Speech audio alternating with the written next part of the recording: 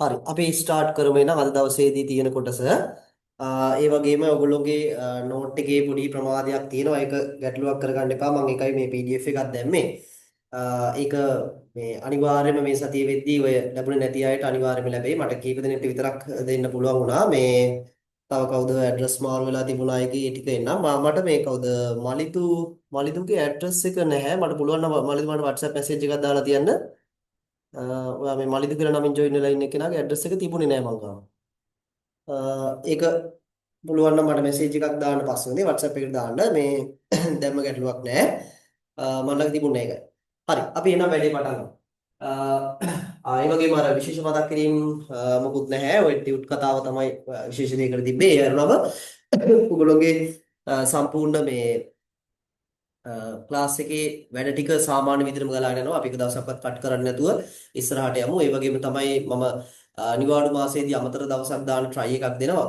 ඒක ෂුවර් කරන්න බෑ හරියටම. වැඩ ටිකක් වැඩි වෙලා තියෙන මේ ටිකේ තාමත් එහෙට මේකත් එක්ක මට අර මේ ඔන්ලයින් වෙයි ඊට පස්සේ ෆිසිකල් ක්ලාස් වලට වඩා ඔය වැඩ රිවිෂන් පටන් ගන්න ඒවයි ගොඩාක් එකපාර ලෝඩ් වෙන නිවාඩු කාලයක් තියෙන්නේ.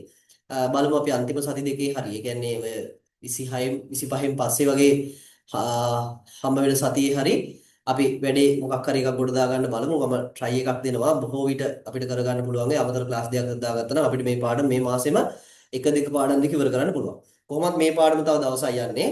අද දවසත් එක්ක තව එක දවසකින් අපිට මේ සම්පූර්ණ lesson 1 එක ඉවර කරලා දාන්න පුළුවන්. lesson 1 එකට එතකොට දවස් 3කින් අපි ඉවර කරනවා වෙනවා.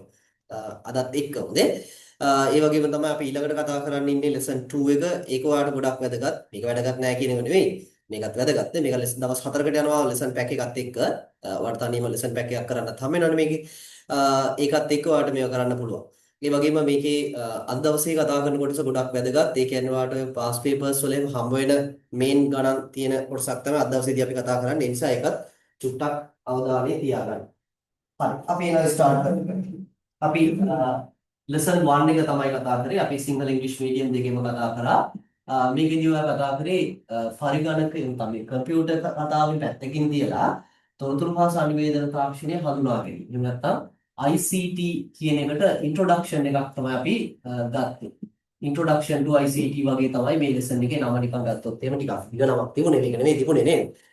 ඒ වුණාට ඒ අදහස තමයි මේකේ තියෙන්නේ. හොඳේ ඔයාට ICT ගැන සම්පූර්ණ introduction එකක් ගන්න පුළුවන්. අර IT වලින් කරන්න පුළුවන් මොනවද? IT වල තියෙන්නේ මොනවද වගේ දේවල් සම්පූර්ණ අඳුනා ගැනීමක් තමයි මේකෙදී ඔයා කතා කරන්නේ ඉගෙන ගන්න තියෙන්නේ. right. මොනවා හරි ඇහෙන්නේ නැති, පේන්නේ නැති මොනවා හරිම ගැටලුව ආවොත් කියන්න මම ඒකට මොකක් හරි විසඳුමක් දෙන්නම්. මේ වෙලාවේ මට වගේ පැත්තෙන් කරන්න පුළුවන් දෙයක් තියෙනවා නම්. හරි අපි එහෙනම් ලෙසන් එකට ගිහිල්ලා බලමු. වැඩි කතාවක් නැතුව අපි එක දවසයි තාම ස්ටාර්ට් කරලා මම මේ දෙකම ඔයාලට නැත්නම් සෝරි ඒ කතා කරපු ටිකම ආපහු ස්ක්‍රීන් එක දාලා පෙන්නන්නම්. යම් කාට හරි කෙනෙක්ට අදහසක් ගන්න බැරි වෙලා තිබුණා නම් මොනවා හරි ගැටලුවක් තිබුණා නම් ඒක ගැන අපි ආපහු නිකන් සමරි එකක් විදිහට චූටි විනාඩි 10ක් අරගෙන මතක් කරගමු. හරි. මේ ස්ක්‍රීන් එක ෂෙයා වෙනවා ඔයාලට දැන්.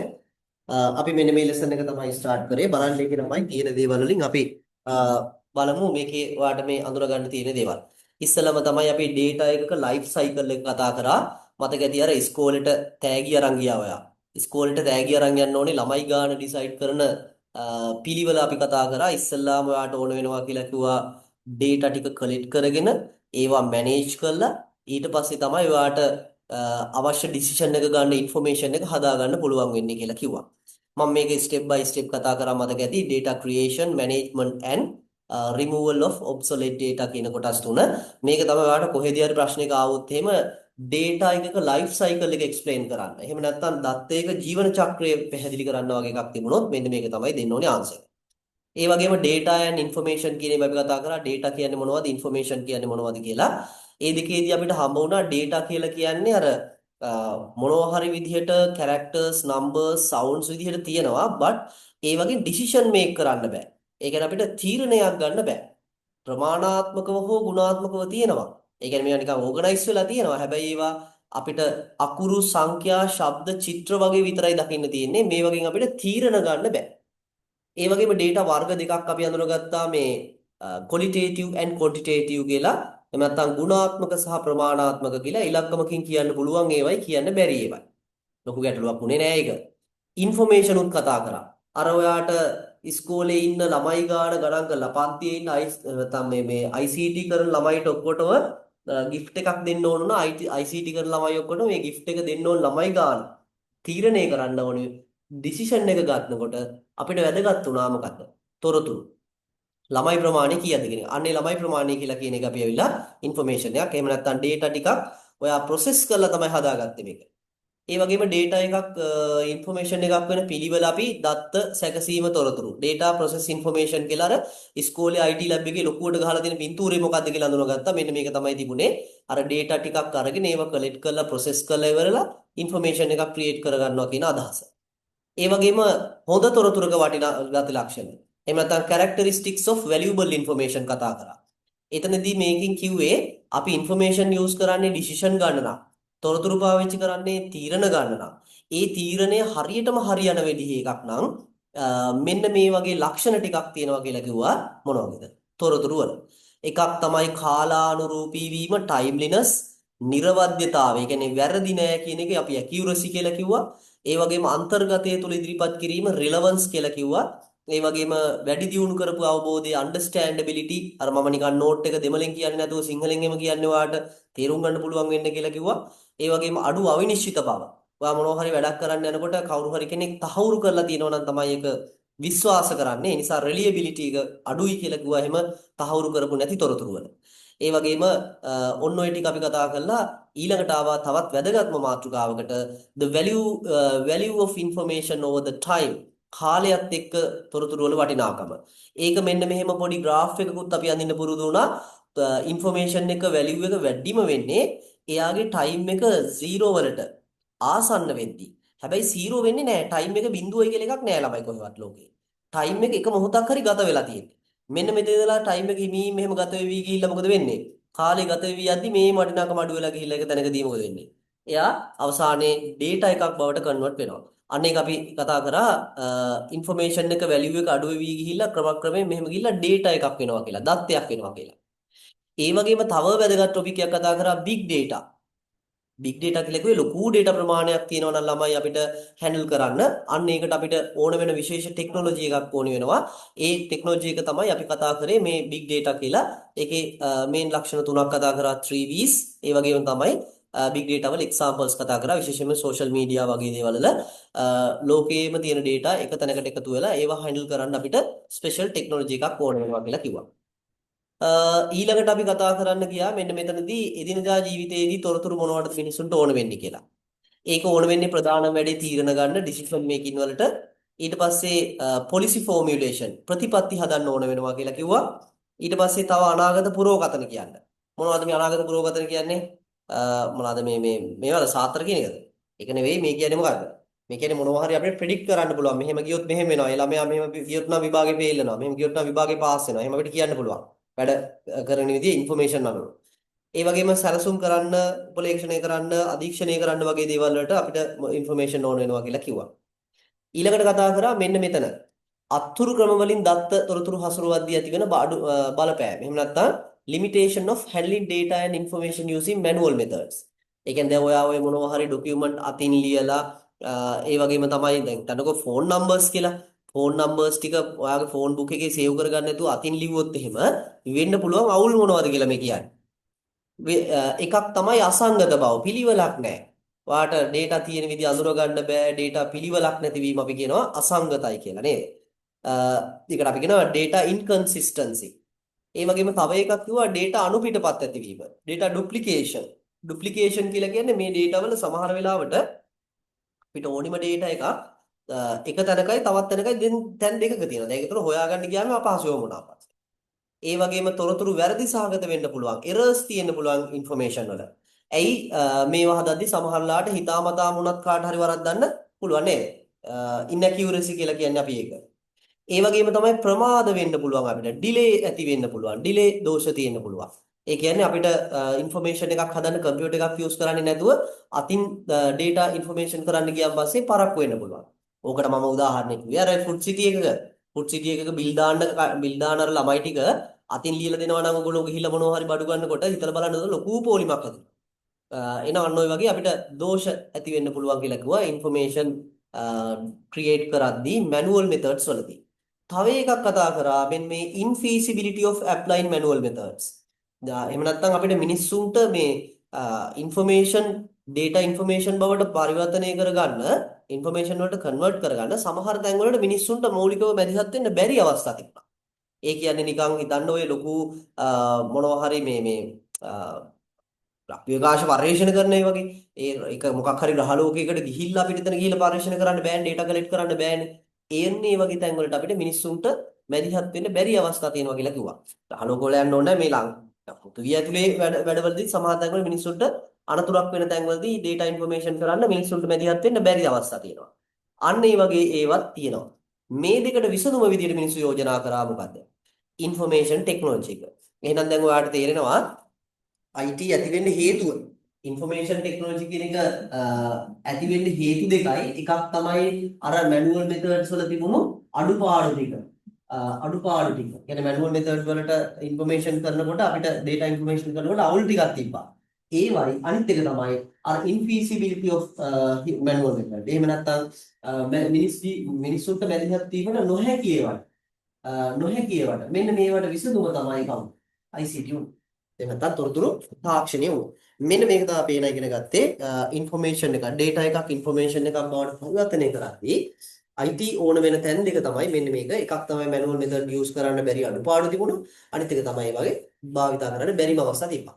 ඒක දැන් ඇවිල්ලා මොකද වෙලා තියෙනවද? දැන් ඇවිල්ලා ළමයි මිනිස්සු කරන හැම වැඩකදීම නිකන් හිතලා බලන්න ඕගොල්ලෝ ඉගෙන ගන්න වැඩවලටද ඒ වගේම අපි මොහාරි ගමනක් යන්න ගියාමද කෑමක් කන්න ගියාම ඔය හැම තැනකදීම IT වල භාවිතයක් තියෙනව නේද? කන්න ගියාන් පස්සේ සර්ච් කරලා බලන්න ෆෝන් එකේ. ඉතින් ආයෙත් ඒ වගේම තමයි කඩවල් අපිට හොයාගන්න පුළුවන් Uber මොනවාද මේ Eats ඒ වගේම Pick Me වල තියෙන අර මේ ෆුඩ්ස් වගේ ඒ වගේම අපිට ගන්න පුළුවන් කෑම තියෙන තැන් හොයාගන්න ගෙන්න ගන්න පුළුවන්. අන්න එතකොට ඒ වගේ හැම දෙයකදීම මිනිස්සුන්ට මොකද වෙලා තියෙන්නේ? IT මූලික වෙලා තියෙනවා. එහෙනම් මෙන්න මේකට අපි කිව්වා ලෝකේ පුරාම මිනිස්සු IT වලට එකතු වෙලා ITත් එක්ක වැඩ කරන යුගයක් නිසා මේක අපි ইনফরমේෂන් හීරාවක් කියලා. ඔන්න ඔතනින් තමයි අපි නැවැත්තුවේ. හරි නේද?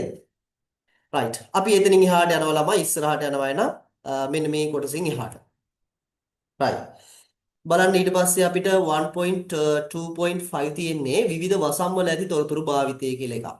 අපි මේ වසම් කියලා කියන එක ඔයාලට මම නිකන් කිව්වොත් එහෙම මේ වසම කිව්වා පස්සේ මතක් වෙන දේවල් ඇති ග්‍රාම නිලධාරී වසම කොහොමද කියනවනේ ඩොමේන් කියලා. ඒකත් හරියි. ඒකෙත් මෙහෙමයි. ග්‍රාම නිලධාරී වසම කියලා කියන්නේ ඒ ගමක ග්‍රාම නිලධාරී කෙනෙක් ඉන්ෆර්මේෂන් තියන් ඉන්න ලිමිට් එක. තනකො දැන් ඔයාගේ ගමේ ඉන්න ග්‍රාම නිලධාරී ගාව තියෙන ඉන්ෆර්මේෂන් ටිකක් තියෙනවනේ. එයා අල්ලපු ගමේ අයගේ විස්තර තියන් ඉන්නවද? ගමේ වෙන වෙන මොනවා හරි විස්තර නම් එයා දන්න ඕන දේවල් දන්න දේවල් ඇති. හැබැයි මේ අර මිනිසුන්ගේ ඩෙන්ටිටි නම්බර් ටිකයි ඇඩ්‍රස් ටිකයි මේ කසාද බඳපු අය ඔක්කොම විස්තර තියෙන බෑ ගාව නේද? ඒවා තියන් ඉන්නේ දන්නේ මේ වෙන වෙන ගම්වල අය. ඒවට වෙනම ග්‍රාම නිලධාරී කෙනෙක් ඉන්නවා. එතකොට මෙන්න මේ වැඩේට එනවා අපි කියනවා ඩොමේන් එකක් කියලා එක data කියන ලිමිට් එකක්. එක සීමාවක්. ඩොමේන් එකක්. එහෙම නැත්නම් වසමක් කියලා කියනවා. මේ වසම් අපිට IT වලින් ගත්තන් පස්සේ එහෙනම් ඔයාට data information කරලා store කරලා තියාගන්න තැන් තමයි එහෙනම් මේ වසම් කියලා කියන්නේ. තේරෙනව නේද? පැහැදිලි. data හදලා දැන් data වලින් information හදාගන්න විදිය ගැන කතා කරානේ කලින්. අන්නේ හදාගත් දේවල් ළමයි store කරලා තියාගන්න පුළුවන් විදියට අපි කියනවා වසමක් කියලා. මේවා තියෙන වර්ග දෙකක්. එකක් තමයි සාම්ප්‍රදායික කියලා. සාම්ප්‍රදායික. traditional. මේකේ මොකද වෙන්නේ? traditional ඒ වගේදී තියෙන්නේ නිකන් අර අපි ඉස්සරින්ම භාවිතා කරපු informations store කරන්න use කරපු method.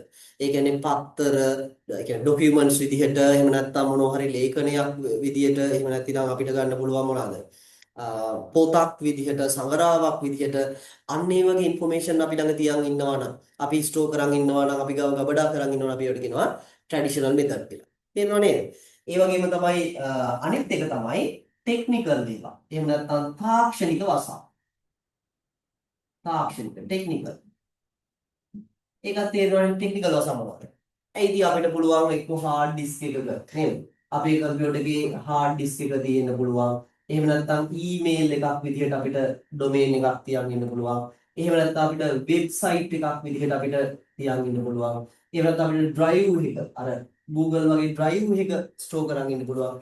මෙන්න මේ වගේ නම් අපිට domain එකක් කියලා කියන්නේ information set එකක් අපි තියන් ඉන්න තැන information ටිකක් තොරතුරු ටිකක් තියන් ඉන්නේවා සාම්ප්‍රදායික විදිහට තියාගන්නත් පුළුවන්. එහෙම නැතිනම් කොහොමද? මෙන්න මේ වගේ අපිට ටෙක්නිකලි විදිහේ එහෙම නැත්නම් තාක්ෂණික විදිහේ වසමක තියාගන්න පුළුවන්. හරි නේද? ලොකු දේවල් නෙවෙයි ළමයි නිකන් පොඩි අර අපි දැනගෙන ඉන්න ඕනේ දේවල්.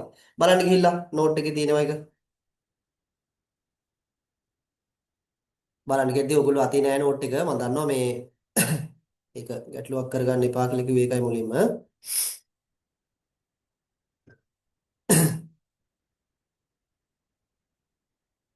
හරි. මෙන්න බලන්න. අපි සාම්ප්‍රදායිකව වගේ ට්‍රැඩිෂනල් ඩොමේන්ස් කියලා කිව්වේ ইনফরমේෂන් ස්ටෝර් කරන් ඉන්න පුළුවන් විදිහේ නැත්නම් ইনফরমේෂන් තියන් ඉන්න පුළුවන් විදිහේ ට්‍රැඩිෂනල් මෙතඩ්ස් තමයි අපි කිව්වේ සාම්ප්‍රදායික වසම් කියලා පුවත්පත් පොත් ලිපි සංග්‍රහ වගේ දේවල් news papers books letters magazines වගේ දේවල්. ඒ වගේම ටෙක්නිකල් ඩොමේන්ස් තමයි මොනවද? Email, SMS, websites, computer disk, computer drives. එහෙම නැත්නම් අපි කියනවා ඔය මොනවද මේවා මෙතන මම ඔය කීපයම ලිව්වනේ ඩ්‍රයිව් වගේ දේවල් ගන්නත් පුළුවන්. හරි ඊළඟට තියෙනවා මෙන්න මේ එක එක විදිහේ ළමයි මේ ඩොමේන් එකකට ඇක්සස් කරන්නේ.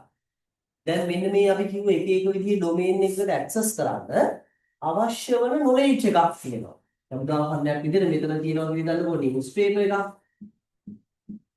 එහෙම නැත්නම් මෙතන තියෙනවා කියලා හිතන්නකෝ අපි දුව මොනවාද බුක් කියලා ගමු පොතක්. දැන් මෙන්න මේකේ තියෙන ইনফরমේෂන් ඇක්සස් කරන්න නම් ඒ ইনফরমේෂන් ඇක්සස් කරන එකට අපි කියනවා ළමයි රිට්‍රීව් කරනවා කියලා. අපි ඔකට සිංහලෙන් නමක් කියනවා දත්ත data සමුද්දරණය කරනවා. සමුද්දරණ. වචන ටිකක් මේ මුරුවෙන් ඔයාලට බය වෙන්න එපා. වචන විතරයි නේද? සමුද්දරණය. රිට්‍රීවල්. මේ මොකක්ද මේ රිට්‍රීවල් කියන වචනේ තේරුම? සමුද්දරණය කියලා කියන්නේ අර ඩොමේන් එකක තියෙන data ගන්නවට කියන නම. පොත කියවනවා වගේ එකක්. තේරුණාද? ඒ කියන්නේ පොතේ තියෙනවා දැන් පොතක ইনফরমේෂන් ස්ටෝර් කරන් ඉන්නවට අපි කියනවා පොත සාම්ප්‍රදායික එහෙම නැත්නම් ට්‍රැඩිෂනල් ඩොමේන් එකක තියෙනවා ස්ටෝර් කරලා ইনফরমේෂන්. ඒවා ගන්න ක්‍රමයට අපි කියනවා මොකක්ද? රිට්‍රීවල් මෙතඩ් එකක්. එතකොට හිතලා බලන්න පොතක තියෙන data පොතක තියෙන ইনফরমේෂන් අපිට ගන්න ඕන නම් අපිට තියෙන්න ඕනි ටෙක්නොලොජි එකක් නැද්ද? තියෙනවා. මොකක්ද? අපිට පොත කියවීමේ හැකියාව තියෙනවා නේද? ඒ කියන්නේ අපි දෙමළ පොතක් නම් තියෙන්නේ දෙමළ කියවීමේ හැකියාව තියෙනවා. සිංහලෙන් නම් ඒ ඩොමේන් එක තිබ්බේ බුක් එකේ සිංහල කියවීමේ හැකියාව තියෙනවා.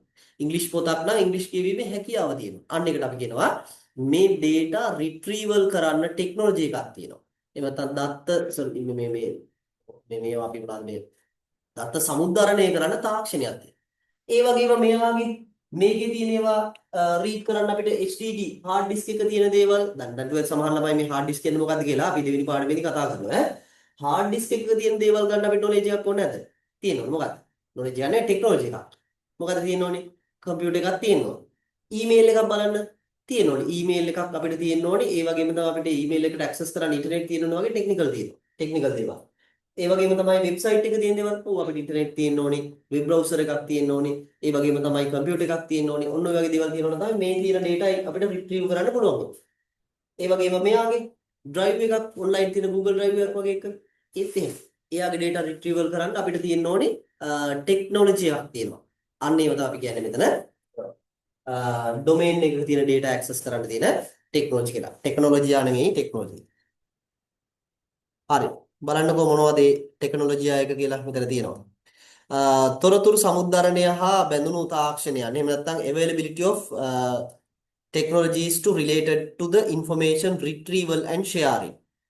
හරි. මම ඒක චුට්ටක් කියවන්නම් මෙතන තියෙන එක බලන්න. විවිධ වසම් තුළ ඇති දත්ත තොරතුරු ලබා ගැනීමට ඒවාට ළඟා විය හැකි තාක්ෂණයන් තිබිය යුතු අතර තොරතුරු සමුද්දරණ තාක්ෂණයන් ලෙස ඒවා හඳුනා ගනී. මම කිව්ව එකම නේද ළමයි? ඒ කියන්නේ එක විදිහේ ඩොමේන්ස් වල තියෙන තොරතුරු ගන්න නම් ඒ ඩොමේන් එකට ඇක්සස් කරන්න අපිට තියෙන්න ඕනේ ටෙක්නොලොජි එකක්. කිසියම් මාධ්‍යයක් තුල අඩංගු කර ඇති තොරතුරු විමසීමේ හැකියාව තොරතුරු සමුද්දරණය වේ. තොරතුරු අඩංගු කර ඇති මාධ්‍ය අනුව සමුද්දරණය හා බෙදා හැරීම සඳහා ඒවාට සුදුසු ක්‍රමවේදයන් භාවිතා කළ යුතුය. To retrieve data and information within different domains, technologies that provide access must be available. There are known as these are known as information retrieval technologies. The ability to query information, query කියලා කියන විමසනවා කියන එක. නේද? Information ගන්නවා කියන එක. Ability to query information stored in a particular medium is called information retrieval. Depending on the medium where the information is stored, appropriate methods and technologies should be uh, used use for its retrieval and distribution. Right. ඔක තමයි කියන්නේ ලොකු දෙයක් නෙවෙයි මේ මම කතා කරේ මේ data information විදිහට හදන අය වසමක domain එක තිබ්බන් පස්සේ domains වර්ග දෙකක අපිට තියන්න පුළුවන් normally මේ technical domain ගත්තන් පස්සේ විශේෂයෙන්ම ඒ වගේ තියෙන data access කරන්න විශේෂ මොකක් හරි technology එකක් ඕනේ. අන්න ඒවට කියනවා data retrieval technologies. හරි නේද? right. මම ඉතන එක තේරෙනවා කියලා ආයෙ ලොකුට පැහැදිලි කරන්න තරම් දෙයක් නැහැ. වාට මේවා නිකන් කියව ගන්න පොට විභාගෙට දේවල් නෙවෙයි ඈ මම කියවන විභාගෙට එන්නේ මොනවද කියලා ඔය පොත් එක යද්දි මම කියන්න යනවනේ අර ගෙම මම කිව්ව මතක ඇති විශේෂයෙන් මොකද්ද ඔයාලට ලියා ගන්නත් දුන්නේ මොකද්ද අපි අර කිව්වේ මේ කාලෙත් එක්ක තිබ්බේ තොරතුරු මොකද්ද ස්වර්ණමය න්‍යාය golden rule of information ඒ වෙලෙම මම එදා කිව්ව මතක ඇති සාමාන්‍ය විභාගෙදී අහන්න හරි අපි යමු ඊළඟ ටොපික් එක ඉතා වැදගත් එකක් තියෙන. ඒ කියන්නේ මේක ඇවිල්ලා මේ කතා කරන එක ඇවිල්ලා මේ විභාගයටත් වඩා ඔයා ප්‍රැක්ටිකලි දැනන් ඉන්න ඕන එකක්. කවුරු හරි IT කරනවා කියලා දැනගත්තට පස්සේ ඔයාගෙන් අහන්න පුළුවන් ප්‍රශ්නයකට ලැජ්ජා නොවී ඉන්න පුළුවන් විදිහේ දෙයක් තමයි මේ දැන් කියන්නේ. ඒ කියන්නේ නිකන් නෝන්ඩි වෙන විදිහේ දෙයක් නැති වෙන්න යන්නේ දැන් නෝන්ඩි වෙන්නේ නැහැ මේක දැනගත්තට පස්සේ. මොකද මේ ඉන්ටර්නෙට් ගැන එහෙම නැත්නම් මේ අන්තර්ජාලය ගැන ওই වගේ දේවල් ගැන හරියටම නිකන් අවබෝධයක් නැතුව හිටියොත් අපි නිකන් සමාජය ඇතුළෙම අපි IT දනන් ඉන්නවා කියලා බොරුවක් නේ කරන්නේ නේද? ඒ නිසා සාමාන්‍ය දැනීමක් විදිහට හරි අනුන් තරම අපි දනන් ඉන්න ඕන එකක් තමයි මේ ඉන්ටර්නෙට් හැදුනේ කොහොමද? ඉන්ටර්නෙට් හැදුනේ කවද්ද? මේක වැඩ කරන්නේ කොහොමද? අන්නේ. මම අන්නේ කියලා දෙන්න යන්නේ. සමහර ළමයි දන්නේ නැහැ ඉන්ටර්නෙට් යන්න දන්නවා ඒක පාවිච්චි කරනවා මේක කවද්ද හැදුනේ කියලා දන්න. කොහොමද වැඩ කරන්නේ කියලා දන්න. මම කියලා දෙන්නයි. හරි. බලමු අපි ගිහිල්ලා. මේක වැදගත්. හොඳේ ඔයාලට නිකන් ප්‍රැක්ටිකල් නොලෙජ් එකට වැදගත් දෙයක්. මෙන්න අපි කතා කරන්න යන්නේ පරිගණක ජාල අන්තර්ජාලය හා ලෝක විසිරිවීමන සංවර්ධනය වීම. Development of computer networks, the internet and triple W. හරි. මම මේක කියන්නම් කොහොමද හැදුනේ කියලා. අපි කතා කරන්නේ ඉතාම වැදගත් මාතෘකාවක් ඉන්ටර්නෙට් කියන එක. මම මේක ගියසති කිව්ව මතක ඇති ගොඩක් වැදගත් කොටසක් අපි කතා කරන්න යන්නේ ඊළඟ සතියේදී කියලා. හරි. ඉස්සෙල්ලා මෙහෙම. අපි ගත්තොත් ඉස්සෙල්ලාම ඉන්ටර්නෙට් කතාවට කලින් පරිගණක ජාල කියන එක දැනගන්න. කම්පියුටර් නෙට්වර්ක් කියන එක. මොකද කම්පියුටර් නෙට්වර්ක් එකක් කියන්නේ? මෙන්න මෙහෙම එකක්. දැන් මෙතන මගේ ගාව එක ෆෝන් එකක් තියෙනවා. ඊට පස්සේ මෙතන තව ෆෝන් එකක් තියෙනවා. දැන් මෙයාගේ තියෙන ෆොටෝ එකක් මේ ෆෝන් එකට මට දාගන්න ඕන වුණොත් එහෙම. මේකේ තියෙන එකක් මේකට දාගන්න ඕන වුණොත් එහෙම මට මෙයයි අතර මොකද කරන්න වෙන්නේ? කනෙක්ෂන් එකක් හදාගන්න ඕන ගන්න. මේකේ තියෙන ෆොටෝ එකක් මේකට දාන්න මට ඕන WhatsApp වලින් දාන්න පුළුවන්. එහෙම නැත්නම් Bluetooth වලින් දාන්න පුළුවන්. එහෙම නැත්නම් ඔය තව තියෙනවනේ එක එක නේද data share කරගන්න applications තියෙනවනේ ඒ මොකකින් හරි දාන්න පුළුවන්. මේ මොන එකකින් share කරත් වෙන්නේ ළමයි මේ device දෙක අතරේ සම්බන්ධතාවයක් හැදෙනවා. කනෙක්ෂන් එකක් හැදෙනවා. අන්න ඒ වගේ data share කරගන්න පුළුවන් විදිහට computers එකට connect කරගන්න එකට අපි කියනවා මොකද්ද? network එකක් කියලා. එහෙම නැත්නම් අපි කියනවා එකට network එකක් එහෙම නැත්නම් පරිගණක ජාලයක් කියලා කියනවා. එහෙනම් මෙන්න මෙහෙම එකක් අපි ඉස්සල්ලාම අඳුන ගන්න ඕනේ අංක 1ට. right.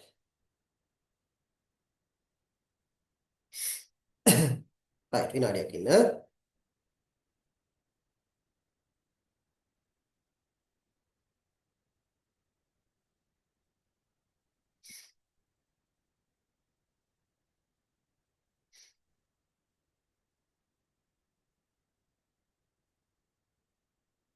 හරි. right. එතකොට මෙන්න මෙහෙම.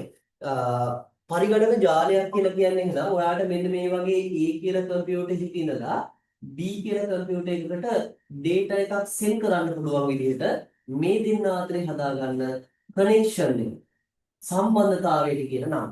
කොහොමද මේ සම්බන්ධතාවය හදන්න පුළුවන්? මට පුළුවන් මෙන්න මේ කම්පියුටර් එක අරගෙන මේ ෆෝන් එක අරගෙන මේ ෆෝන් එක දැම්මා කම්පියුටර්නේ. මෙන්න මේ දෙන්න වල්ලලා මම මේව ගැට ගන්නවා. මොකක් හරි ලණුවකින් ගැට ගන්නවා. දැන් මෙන්න මේ දෙන්න සම්බන්ධයි. මෙන්න දැන් මම කිව්වේ මේ පරිගණක දෙකක් හෝ ඊට වැඩි ගණනක් එකට සම්බන්ධ කරා මේක නෙට්වර්ක් එකක් කියලානේ. දැන් මේ දෙන්න අතර මේ නෙට්වර්ක් එකද තියෙන්නේ. එකට තියලා ගැට ගහුවා පස්සේ නෑ. ඇලෙවුවොත් ගම ගාලා සම්බන්ධ වෙනවා. නෙට්වර්ක් එකක් නෑ. ඇයි? එහෙම නෙට්වර්ක් එකක් කියලා කියන්න බෑ. දැන් මේ දෙන්නා එකට මේ ගැට ගහලා හරි අලවලා හරි මොනවා හරි කරලා චුවින්ගම් එකක් ගාලා මේ අලවලා හරි එහෙම කරා කියලා සම්බන්ධ වෙන්නේ නෑ. සම්බන්ධ වෙන්නේ කොහොමද? මේ දෙන්න අතරේ data communicate කරන්න පුළුවන් වෙන්න ඕනේ. ඒක තමයි නෙට්වර්ක් එකක් වෙන්නේ. අත් මතක තියාගන්න. නැත්නම් සමහර අය හිතන් ඉන්න කම්පියුටර්ස් දෙකක් එකට සම්බන්ධ කරාට පස්සේ ඒක ඇවිල්ලා නෙට්වර්ක් එකක්. එහෙම නෙවෙයි data communicate කරන්න පුළුවන් වෙන්න ඕනේ. එහෙම නැත්නම් දත්තයක් sannivedanaya කරන්න පුළුවන් වෙන්න ඕනේ මේ දෙක අතර. අන්න ඒ විදිහට සම්බන්ධ කරන්න පුළුවන් සරලම ආකාරයෙන් මම කරන්නේ. මෙන්න මේ data communicate කරන්න පුළුවන් සරලම ආකාරයෙන් අපි කියනවා නමක් මොකක්ද? LAN කියලා කියනවා. LAN. ඒකට අපි කියනවා local area network. local area network කියලා කියනවා. එහෙම නැත්නම් අපි හිතියේ සිංහලෙන් කියනවා මොකක්ද? ස්ථානීය පෙදෙස් ජාලයක් කියලා කියනවා. ස්ථානීය පෙදෙස් ජාල. right. මේ තියෙන්නේ ලෝකයේ තියෙන කම්පියුටර්ස් දෙකක් හෝ ඊට වැඩි ගණනක් අපිට කනෙක්ට් කරගන්න පුළුවන් කුඩාම ආකාරය. එහෙම නැත්නම් සරලම ආකාරයට අපි කියන නම. පැහැදිලිනේ? මේක හැදෙන විදිහ මම පෙන්නන්නම්. මෙන්න මේ. මෙතන එක කම්පියුටර් එකක් තියෙනවා නම් අපි යාට A කියලා.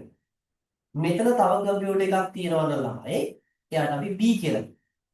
මෙන්න මේ දෙන්න එකතු කරලා මට හදන්න පුළුවන් මෙන්න මේ වගේ ස්විච් එකක් වගේ. මේකට අපි කියනවා ස්විච් එකක්. දැන් මම නමක් දානවා ඒකට ස්විච්. මේ වගේ කියලා දෙනවා අපි 6 වෙනි පාඩමේදී මොකද? නේ? Switch for hub. ඔය නම් දෙකම ඔකට පාවිච්චි කරන්න පුළුවන්. මෙයාට මෙහෙම කනෙක්ට් කරගෙන මේ ඩිවයිස් දෙකටම පොදු එක මේ ප්‍රධාන කම්පියුටර් එකක් තියෙනවා. ඒකට අපි කියනවා මොකක්ද? සර්වර් එකක්. සර්වර්. එහෙම නැත්නම් සේවාදායකයෙක්. මෙන්න මේ විදිහට හදාගත්තට පස්සේ ළමයි ඒකේ ඉඳලා මොනවා හරි කම්පියුටර්ස් මෙන්න මේ Z කියන එකට දාන්න පුළුවන් data. ඒ වගේම තමයි B එකේ ඉඳලා Z කියන එකට data දාන්න පුළුවන්. ඒ වගේම Z එකේ ඉඳලා A එකට data ගන්නත් පුළුවන්. Z එකේ ඉඳලා B එකට data ගන්නත් පුළුවන්. හරි. එතකොට මට ෆොටෝ එකක් මෙයාට යවන්න ඕන මොකද කරන්න? මම A එකේ ඉඳලා ෆොටෝ එකක් Z ට දැම්මට පස්සේ Z ළඟ තියෙන ෆොටෝ එක B ට එන්න පුළුවන්. හරි නේද? අර Bluetooth වලින් ෆෝන් දෙකක් කනෙක්ට් කරගන්න එක ඇවිල්ලා ඒක ඇවිල්ලා මොකක්ද? ඒක ඇවිල්ලා එතන ඒකට අපි කියන්නේ point to point. ඒ කියන්නේ direct ඒ දෙක උපකරණ දෙක අතර යාවෙන එක. මේ එහෙම එකක් නෙවෙයි කියන්නේ. මෙන්න මේ වගේ network කරගන්නවා කියලා කියන්නේ. network කරගන්නවා කියලා කියන්නේ point to point නෙවෙයි.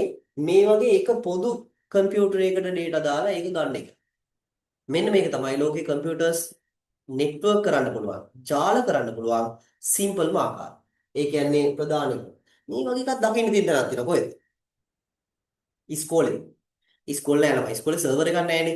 ඉස්කෝලේ මෙන්න මේක තියෙන්නේ. මෙතෙන්ට ඇවිල්ලා මෙන්න මේ ස්විච් එකක් හයි කරලා තියෙනවා. එතකොට ওই ස්විච් එක through මේ ඔක්කොටම ඉන්ටර්නෙට් දීලා තියෙනවා. ඒ කියන්නේ ඉස්කෝලේ තියෙන කම්පියුටර්ස් ඔක්කොම අංගු අර ඉස්කෝලේ මේ ඔය ලැබ් එකේ පිටිපස්ස ලොකු බොක්ස් එකක් වගේ එකක් ගහලා තියෙනවා. ඒක තමයි මේ මොනවාද මේ ස්විච් එක කියලා ඒ උපකරණේ තියෙන කොටස. මට සමාන මම කිව්වද නැද්ද මට මතකත් නැහැ. ඔයාලට ඔය ස්විච් එකක් දකින්න සාමාන්‍ය මහින්දෝදි ලැබ් එකක් වගේ ඉස්කෝලේ තියෙනවා නම් බලන්න ගිහිල්ලා ලැබ් එකේ එක කොනක කොහේ හරි ඇති නිකන් ලොකු පෙට්ටියක් වගේ එකක් හයි කරලා ඒක නිකන් ලයිට් ටිකක් නිවෙනවා පත් වෙනවා වගේ එහෙම ඇති. සමහර ඒවා වැඩ කරන්නේ නැහැ දැන් ගොඩක් ඉස්කෝලේ. කොහොම හරි එකක් තියෙනවා. අන්න ඒකේ තියෙන ස්විච් එකක්. ඔය ස්විච් එකේ වැඩේ තමයි ඔයාලට මෙන්න මේ එක මේ ස්විච් එකට ඉන්ටර්නෙට් දීලා මේ අනිත් කම්පියුටර්ස් වලට ඉන්ටර්නෙට් දෙන එක තමයි යාගේ ජොබ් එක. හැබැයි ඕක තවත් ඩෙවලොප් කරන්න පුළුවන් අපිට මෙහෙම සර්වර් එකක් හයි කරලා අර කම්පියුටර්ස් ඔක්කොටම data share කරගන්න පුළුවන් වෙන්න පුළුවන් මෙන්න මේ සර්වර් එක හරහා. ඕක තියෙන තැනක් තියෙනවා හැබැයි. ඕම එකක් කොහෙද තියෙන්නේ? ඕක තියෙනවා බැංකුවල. ඔය බැංකුවක ඔයගොල්ලෝ දැකලා තියෙනවද අර කැෂියර් ඉන්නේ අර ඉස්සරහා සල්ලි ගන්න සල්ලි දෙන්න ඉන්නේ. අන්න එයා ගාව තියෙන කම්පියුටරේ ඒ වගේම තමයි මැනේජර් කෙනෙක් ඉන්නවනේ ඇතුලේ. මැනේජර් ගාව තියෙන කම්පියුටර් එකයි. ඊට පස්සේ තව මොකද්ද මේ තනර ෆෝන් ඉන්ස්ට්‍රක්ෂන් එකේ තියෙන රත්තරන් බඩු ගස් තියෙන තැන අන්න එතනින් එක නයි කම්පියුටර් එකයි. ඕවා එකින් එකට වෙනස්ද නැත්නම් එකට යා වෙලා තියෙන්නේ. යා වෙලා තියෙන්නේ. බොරු නම් ඕනම් බලන්න අර ගස් බඩු ගන්න තැනින් ගිහිල්ලා මොනවා හරි ඔයා ගණදනුවක් කරලා මැනේජර් හම්බෙලා ඒ විස්තර කියන්නේ එයා එතකොට කියනවා ඔයාගේ ID නම්බර් එක කියන්නකෝ කියලා ID නම්බර් එක ගහලා බලලා කියනවා එයා මෙච්චර ගානකට නේ දීලා තියෙන්නේ එමෙ කියලා කියනවා බොරුවකමකෝ තහවුරු. ඒ කියන්නේ අපි ATM එකෙන් සල්ලි අරගෙන ATM කාඩ් එකෙන් සල්ලි අරගෙන ඉක්මනට දුවගෙන ගිහිල්ලා අර කැෂියර්ගෙන් ආපහු සල්ලි ගන්න හදුවොත් පුළුවන්ද ගන්න? බෑ ඒ කම්පියුටර් ඔක්කොම එකට යා වෙලා මෙන්න මෙතෙන්ට data දානවා. අපි ATM එකෙන් ගිහිල්ලා සල්ලි ගන්නකොට ඒවා මෙතෙන්ට අප්ඩේට් වෙනවා. කැෂියර් ගාව තියෙන සල්ලි ගන්නකොටත් මෙතනින් අප්ඩේට් වෙනවා. ඒ කියන්නේ එකම account එකේ තියෙන data තමයි අපිට අඩු වැඩි වෙන්නේ. එහෙනම් මෙන්න මේක තමයි සරලම ආකාරය. මම ওই බැංකුව උදාහරණ ගත්තා. ඒක ලේසි නිසා ඔයාලට මතක තියාගන්න. හරි. එහෙනම් මෙන්න මේ වගේ බැංකුවක් ඇතුලේ තියෙන කම්පියුටර්ස් වගේ දේවල් එකට එකතු කරලා තියාගෙන එකක් කියනවා LAN network එකක් කියලා. ඊළඟ එක බලන්න මෙන්න මේක. මේක ඊළඟ ස්ටෙප් එක. මම නෝට් එක කියවන්නම් මේක ඉස්සලා ඉඳලා ඔයාලට පැහැදිලි කරන්න. සෙකන්ඩ් ලෙවල් එක තමයි MAN. MA මේකට අපි කියනවා මෙට්‍රොපොලිටන්.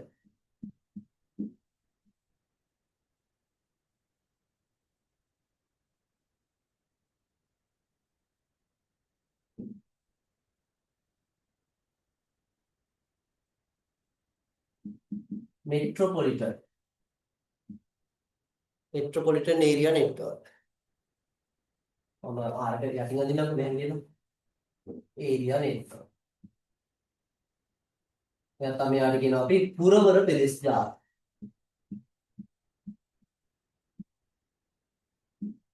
මේක හැදෙන්නේ ළමයි මෙන්න මේ වගේ LAN ඒවා කීපයක් එකට එකතු කරලා එක නෙට්වර්ක් එකක් හදාගන්න. සාම්පලයක් විදිහට ඔයාලගේ දැන් බැංකුවක ගත්තන් පස්සේ අපි කොළඹ තියෙන බැංකුවකින් සල්ලි දාලා අපිට බැරිද යාපනයේ බැංකුවෙන් සල්ලි ගන්න පුළුවන්.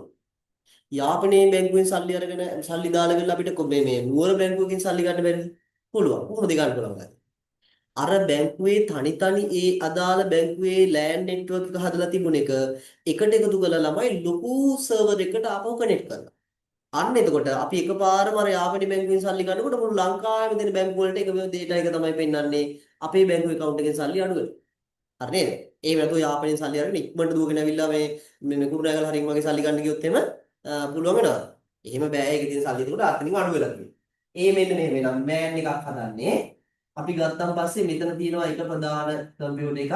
මේ තමයි මෑන්. MAN සර්වර් එක. මෑන් සර්වර් කියලා කියන්නේ අපි ප්‍රධාන සර්වර් එක කියලා අපි මේක උත්කල්පනය කරමු. මේකට කනෙක්ට් වෙලා ඉන්නවා ළමයි. මෙන්න මේකට කනෙක්ට් වෙලා ඉන්නවා LAN. LAN 1, LAN 2, LAN 3 වගේ. මේ බලන්න මම LAN networks කීපයක් එකට එකතු කරන් ඉන්න විදිහට මේක උපකල්පනය කරනවා මෙතනින්. එතකොට මෙයාගේ තියෙනවා වෙනම කම්පියුටර්ස් මේ විදිහට දෙකක්. මෙයාගෙත් අපි දෙකක් කියලා දාමු.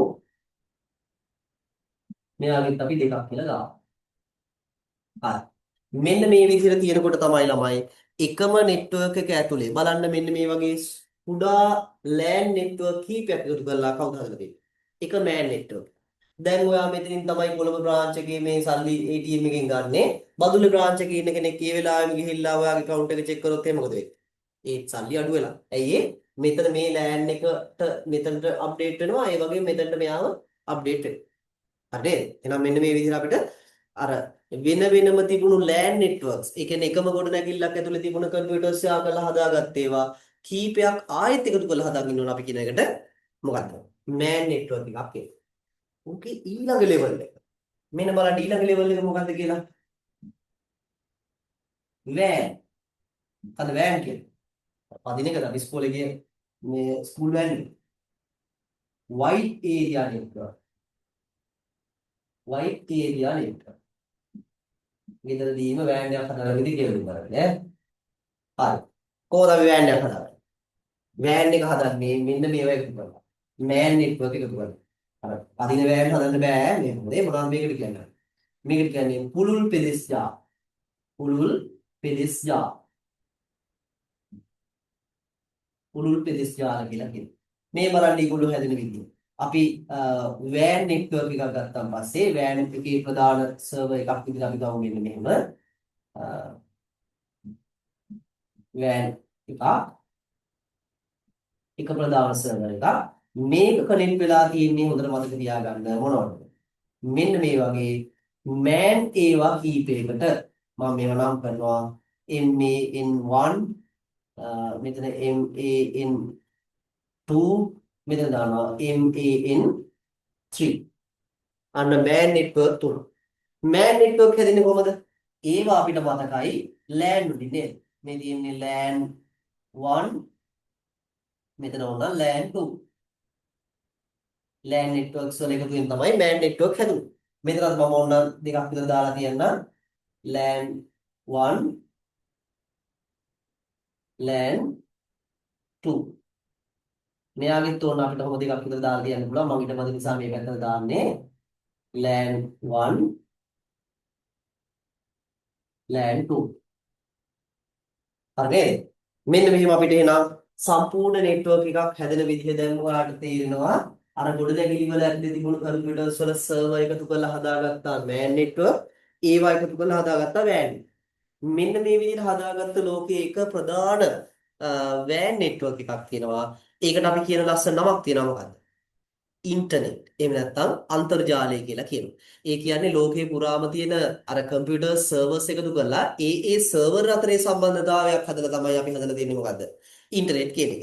ඔක ඔයාලට ඉන්ටර්නෙට් එක වැඩ කරන විදිහ ඉන්ටර්නෙට් එකේ මේ සර්වර්ස් කොහොමද ආවෙලා තියෙන්නේ මේවා අතරේ කොහොමද data communicate වෙන්නේ අපි ලංකාවේ ඉඳලා කොහොමද අර වෙන රටකට data ඉන්ටර්නෙට් access කරන්නේ ඔය කොහොම මම කියලා දෙනවා කොහෙද 6 වෙනි පාඩමේ networking වලදී දැනට අපිට ඉන්ටර්නෙට් එක හැදුණු විදිහ ඉගෙන ගන්න තියෙනවාද ඒ වුණාට මේ network එක වැඩ කරන විදිහ මෙන්න මේ විදිහට සරලව ඉගෙන ගන්න විතරක් ඔයාලට දැනට තියෙනවා network එහෙම නැත්නම් ජාලයක් හැදෙන්නේ කොහොමද කියලා මේ අඳුරගන්න තියෙනවා right අපි බලමු ගිහිල්ලා ටියුට් එක මෙන්න බලන්න ඒකේ මම ඕක විස්තර කරලා තියෙනවා. මෙන්න ඉස්සලම මෙතන කියලා තියෙනවා පරිගණක දෙකක් හෝ ඊට වැඩි ගණනක් දත්ත හෝමාරු කිරීමේ අරමුණින් නිර්මාණය කරන සම්බන්ධතාවයක් පරිගණක ජාලයක් වේ කියලා තියෙනවා. A connection established for purpose of exchanging data between two or more computers can identified as a computer network. ලා කියනවා. ඒක තව චුට්ටක් ඔය නම් ඊට වඩා විස්තර කරලා දිනවා. ඔය නිකන් කියව ගන්න විස්තර කරන්න ඉන්නේ නැහැ. මම කිව්වේ වාට කලින්ම පරිගණක ජාලයක් යන මේන් රචනාවක් ලියන්න වගේ ප්‍රශ්න ඉන්නේ නෑ අයිති. ඒ නිසා මේ ඕවා කටපාඩම් කරන්න ඒ වගේම මේව කරන්න උත්සාහ කරන්න එපා. ඔයාලට ඕනි නොලෙජ් එක විතරයි. මේක මොකද්ද කියලා දැනගන්න විතරයි ඕනි වෙන්නේ. නැතුව අර නිකන් මේ ලොකු විස්තරයක් ලියන්න රචනාවක් ලියන්න වගේ එහෙම මේ අවශ්‍ය වෙන්නේ නෑ. හොඳේ? එහෙම ඉන්නේ නෑ ඒක. right. බලන්න මෙන්න අර මං කිව්ව එකේ ස්ථානීය පෙදෙස් ජාල. මොකද්ද මේ දෙන්නේ? මේ බලන්න හබ් එකක් මේකේ තියෙන්නේ work station කියලා කියන කම්පියුටර්ස් printer එකක් ඔක්කොම එකතු කරලා මේ බලන්න එක සර්වර් එකකට යා කරලා. එකම ගොඩනැගිල්ලක් හෝ කාමරයක් තුල ඇති පරිගණක දෙකක් හෝ ඊට වැඩි ගණනක් සම්බන්ධ කරමින් නිර්මාණය කරන ජාල වේ. පරිගණක ජාලයක් නිර්මාණය කළ හැකි කුඩාම ආකාරයේ වේ. It is a network created by connecting two or more computers within a single building or room. This represents the smallest possible form of a network. කුඩාම ආකාරයේ තමයි මේ ෆෝම් කරන්න පුළුවන් නෙට්වර්ක් එකක් අපි කියන්නේ ස්ථානීය ප්‍රදේශ ජාල. මේ බැංකුව මේ ඉන්නේ මැනේජර් මේ ඉන්නේ කැෂියර් මේ ඉන්නේ කවුද අර පෝලිං සෙක්ෂන් කියලා හිතාගන්න. මේ තියෙන්නේ ඒ සර්වර් එක. කොහෙද ඔක තියෙන්නේ ළමයි සර් මේ බැංකුවේ. ওই බැංකුවල තියෙනවා මේ පිටිපස්සම ඔය සාමාන්‍ය අර දොර අරගෙන යන්නේ ඇතුළට අර ස්ටාෆ් ඔන්ලි කියලා ගහපු මේ එකක් තියෙන ඕන උතරින් ඇතුළට ගියාට පස්සේ තියෙනවා වෙනම කාමරයක්. ඔක් කඩාගෙන යන්න එපා දැන් සර්වර් එක බලන්න ආවේ කියලා වෙඩි තියයි අර සිකියුරිටි එක ඈ. ඒ නිසා මේ අඳුරට කවුරු හරි ඉන්නවා නම් ගිහිල්ලා බලන්න. ඇතුලේ තියෙන සර්වර් රූම් එකක්. ඒකේ තියෙනවා ඔය මේ ප්‍රධාන කම්පියුටර් එකක්. ඒක නිකන් උන්ට AC එහෙම දාලා හදලා තියෙන. මොකද ඔක රත් වුණොත් එම මුළු අර මේකම ඩවුන් වෙන නිසා. නෙට් ඒ කියන්නේ මේක ඇතුලේ වැට්ටි කරගන්න වත් බැරි වෙන නිසා ඔක සාමාන්‍ය හොඳට ඒකට ටිකක් හොඳ සැපට තියලා තියෙනවා. ඒකේ තමයි ඔය සර්වර් රූම් එකේ තමයි ඔය කියන අදාළ ඩිවයිස් කනෙක්ට් කරලා තියෙන්නේ. බැංකුවේ අයවත් ඒව ගලවන්න එහෙම දන්නේ නැහැ. ඒවට වෙනම නෙට්වර්ක් කරන මේ කියන්නේ දන්න අය ඇවිල්ලා තමයි හදලා දෙන්නේ. ඒ කියන්නේ බැංකුවෙන් දාලා ඉන්න අය තමයි වැඩේ කරන්නේ. මොකද බැංකුවේ data හොරකම් කරන්නවත් පුළුවන්. ඒක ඇතුලේ තියෙන මේ කම්පියුටර් ඇක්සස් කරන්න කියනවා. ඒ සායකට පෙන්නයක් මොනවත් එහෙම ගහන්නත් බෑ. නේ? මොනිටර් එකක් තමයි නිකන් සිස්ටම් යුනිට් එකක් විතර තියෙන්නේ. හරි. බලමු ඊළඟට. ඊළඟට මෙන්න බලන්න පුරවර ප්‍රදේශ ජාල මෙට්‍රොපොලිටන් ඒරියා නෙට්වර්ක් කියලා මොකක්ද අපි කිව්වේ?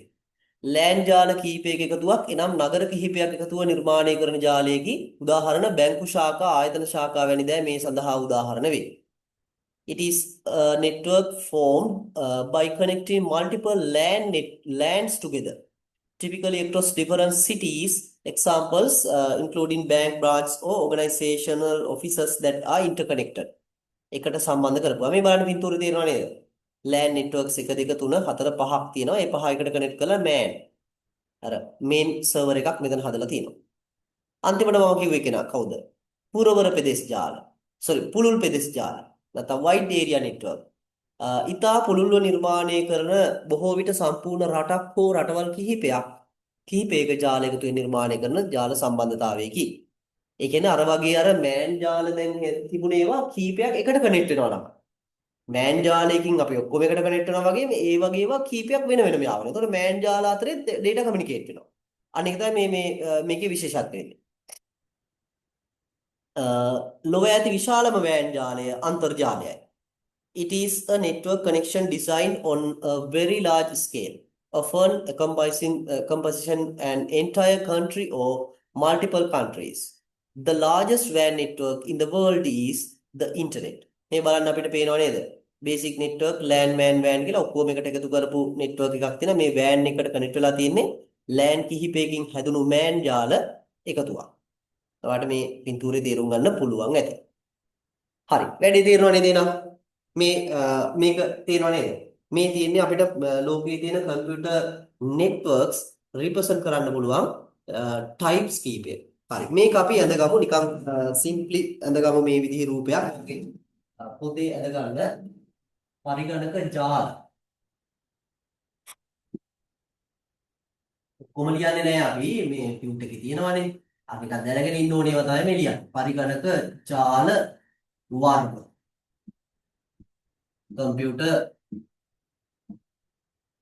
network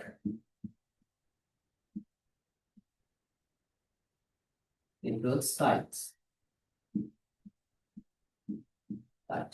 සිංහල මීඩියම් එකෙන් සිංහල ලියා ගන්න, ඉංග්‍රීසි මීඩියම් එකෙන් ඉංග්‍රීසි ලියාගෙන මේ සරලව මේක අද ගන්න. මේ තියෙන්නේ LAN, මේ තියෙන්නේ WAN, මේ තියෙන්නේ WAN. ඒ තුන සිම්පලි දා ගන්න. ඔය විස්තර කරලා තියෙනවනේ ටියුට් එකේ. ඒ නිසා විස්තර කරගන්න අවශ්‍ය නැහැ. නිකන් සිම්පලි පින්තූරයක් ඇඳගන්න. හරි.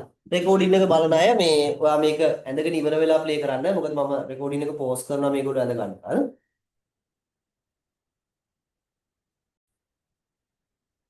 අපිට මෙන්න මේ විදිහට නම් කම්පියුටර් නෙට්වර්ක් ටයිප්ස් අඳුර ගන්න පුළුවන් වෙනවා. පරිගණක ජාල වර්ග තුනක් අඳුර ගන්න පුළුවන්. LAN, MAN, WAN කියලා ඒවා ඒ වගේ අර මොනවාද ප්‍රමාණයක් නේද?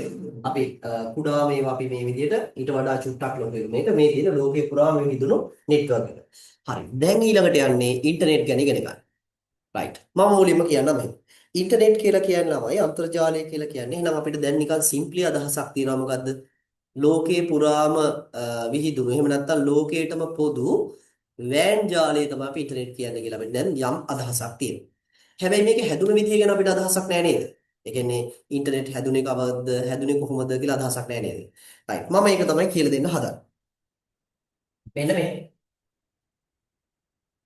ඔය ඉන්ටර්නෙට් හැදුවේ ළමයි ඔයගොල්ලෝ අහලා තියෙනවද 30 ගණන් වල අවසානයේ 40 ගණන් වල මුල වගේ දෙවන ලෝක යුද්ධය කියලා එකක් තිබුණා. අපි දැකලා නැහැ ඒක අපි ඉන්නේ නැහැ නේද නේද? කලින් මිනිස්සු දැන් නැහැනේ. ඊගොල්ලෝ ඇති වුණා ඒ පොඩි කාලයක් හිටපුවා. දෙවන ලෝක යුද්ධය කියලා කියන්නේ මතකද කියලා අහන්න විදියක් නැහැ නිසා.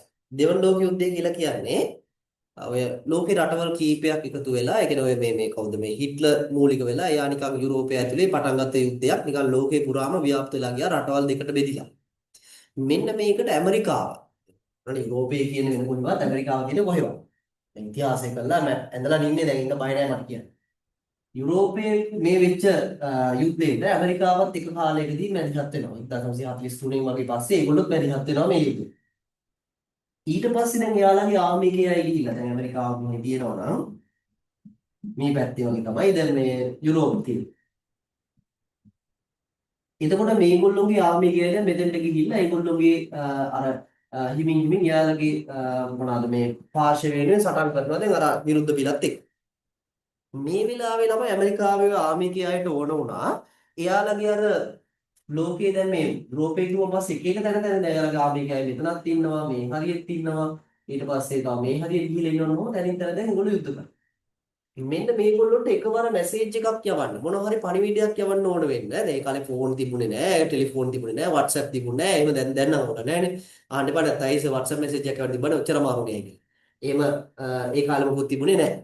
ඒ කාලේ තමයි මෙන්න මේගොල්ලෝ හදාගත්ත එක මෙතඩ් එකක්. ඒ තමයි මෙයාලා මේ තියෙන කැම්ප් හැම එකම කම්පියුටර් එකක් තියලා නැත්නම් මැසේජ් එකක් ගන්න පුළුවන් එකක් තියලා එයාලා ඔක්කොම කනෙක්ට් කරගත්ත එක ප්‍රධාන මැසේජ් තියෙන යුනිට් එකක් හදාගන්න. එතකොට මෙයාට ඔක්කොටම දැන් කනෙක්ට් කරගත්ත එක මැසේජ් එකක් යවන මෙන්න මෙතන යුනිට් එකක් තියෙනවා. එතකොට මෙන්න මේක එහෙනම් මෙන්න මෙයා ප්‍රධාන සර්වර් එකක් කියලා හිතුවොත් මේ බලන්න මෙයාගේ ඉඳලා මැසේජ් මෙයාටත් ගන්න පුළුවන්. ඒ වගේ මේ සර්වර් එකට කවුරු හරි දාන මැසේජස් මොකද කරන්නේ? මේ ඔක්කොටම එන එකවර රීඩ් කරන්න පුළුවන්. උන් ඔය වගේ එයාලගේ ආර්මි එක ඇතුලේ, ඒ කියන්නේ ඇමරිකන් ආර්මි එක ඇතුලේ මැසේජස් ෂෙයා කරගන්න විශේෂ මෙතඩ් එකක් ඒගොල්ලෝ හදාගෙන තිබුණා. මෙන්න මේක කාලයක් තිස්සේ ඔහොම ගියා ඊට පස්සේ. දැන් 1945 වගේ වෙද්දී ඔය යුද්ධෙත් ඉවර වුණා. අ, මේ වගේ වෙද්දී යුද්ධෙත් ඉවරයි. ඊට පස්සේ කාලෙදී ඒ කියන්නේ 1960 වගේ කාලේ. ඒ කියන්නේ නිකන් යුද්ධය ඉවරලා අවුරුදු 15කින් වගේ. මේ ඇමරිකාවේ රිසර්ච් එකක් කරපු කැම්පස් එකක රිසර්ච් එකක් කරපු දෙන්නෙක් හිටියා ජේ.සී. ලික්ලීඩර් සහ රොබර්ට් ඩබ්ලිව් ටේලර් කියලා. මම මතක තියාගන්න ඕනේ නෑ වගේ. ජේ.සී. ලික්ලීඩර් සහ රොබර්ට් ඩබ්ලිව් ටේලර්. මෙන්න මේ දෙන්නා එකතු වෙලා නැත්නම් මේ දෙන්න හැදුවා රිසර්ච් එකක්. මේ රිසර්ච් එක කරේ අර ඇමරිකාවේ ආර්මි එකේ තිබුණු අර ප්‍රොජෙක්ට් එක ගැන. ඒකට නමක් කිව්වා ළමයි ඒ කාලේ American Research Project Agency කියලා ARPA කියලා නම තමයි හැදින්නුවේ. මෙන්න මේ data communicate කරන්න අර දෙවන යුද්ධ කාලේ ඉඳලා ඇමරිකන් ආර්මි එක පාවිච්චි කරපු මෙතඩ්. මෙන්න මේක ගැන රිසර්ච් එකක් කරපු අර දෙන්නත් කිව්වා මේ නෙට්වර්ක් එක ලෝකේටම ඕපන් කරොත් එහෙම අපි ඉස්සරහට ලෝකේ පුරාම ඉන්න මිනිස්සුන්ට data communicate කරන්න පුළුවන් විදිහ, දත්ත sannivedanaya කරන්න පුළුවන් විදිහ ක්‍රමයක් හැදෙනවා. ඒගොල්ලෝ කිව්වේ නෑ ඉතින් ඔය අපි සෙල්ෆි ගහලා ෂෙයා කරගන්න ඒවයි මොනවාද මේ වීඩියෝ කෝල් ගන්න ඒවයි ඒව ඔක්කොම කිව්වේ නෑ ඒගොල්ලෝ. ඒක කිව්වා නිකන් එහෙම ෂෙයා කරගන්න පුළුවන් ක්‍රමයක් හැදෙනවා කියලා. උන්වතනින් තමයි මූලික අදහස ආවේ. ඔන්නොතනින් තමයි මූලික අදහස ආවේ.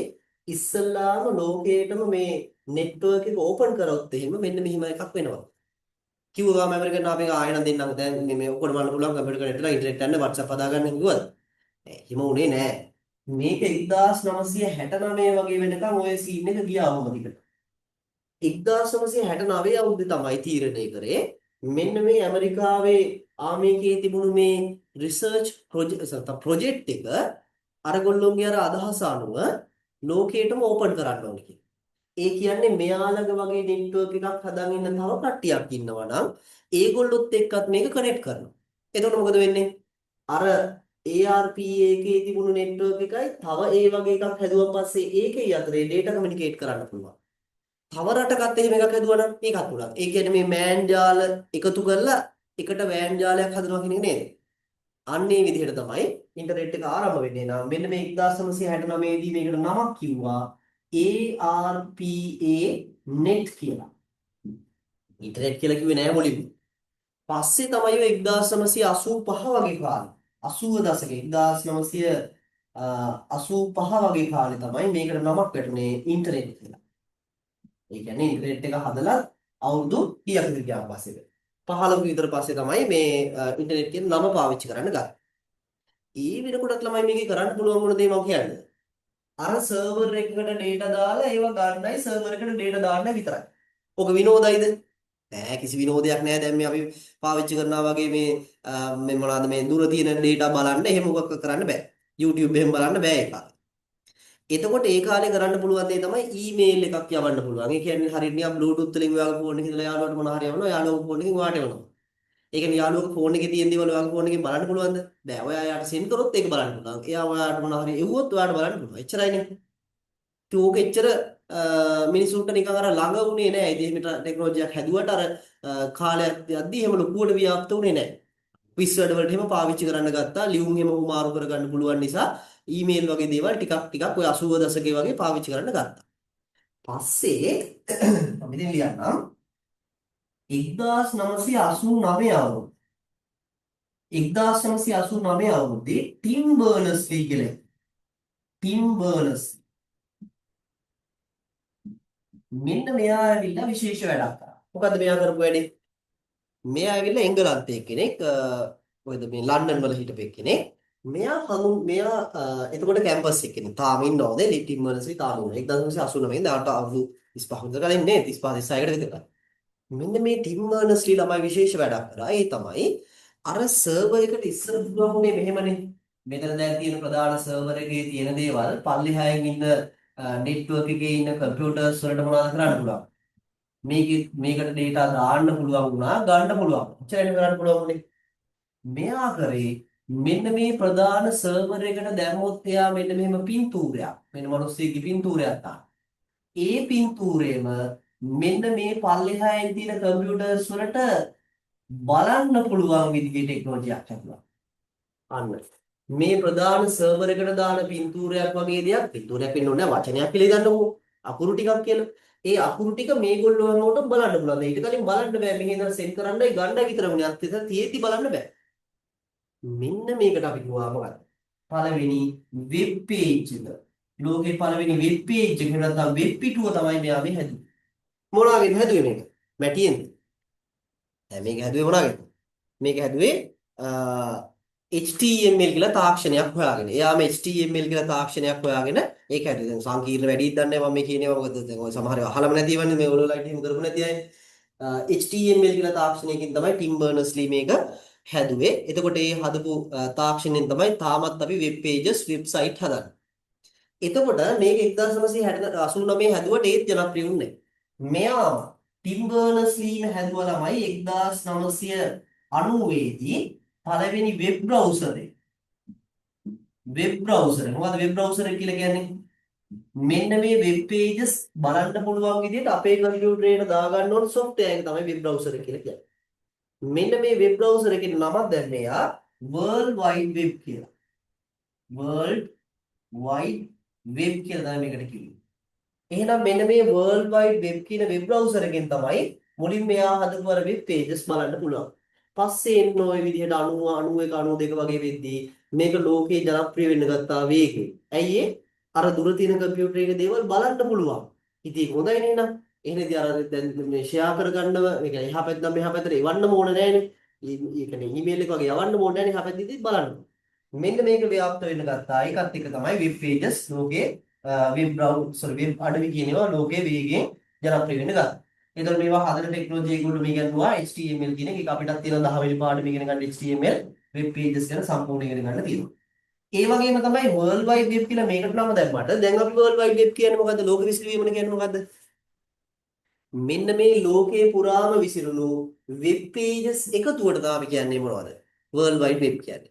දැන් ඔයාලට තේරෙනවා ඇති ඉන්ටර්නෙට් කියන්නේ වෙබ් පේජස් වෙබ්සයිට් නෙවෙයි නේද? වෙබ්සයිට් කියලා කියන්නේ ඉන්ටර්නෙට් එක අඳුන්වලා දීලත් අවුරුදු 20කට විතර පස්සේ ආපු අලුත් එක ඇප්ලිකේෂන් එකක් විතරයි.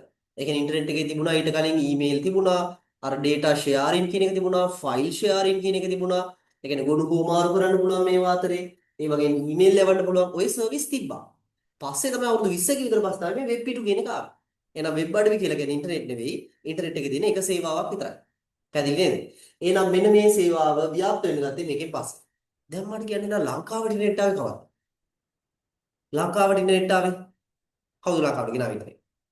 අපි තාපු එකේ නෑ එහෙම නමක් කියන්න බෑ අපිට මේක ලෝකේ ව්‍යාප්ත වෙදී හිමින් හැදෙනවානේ.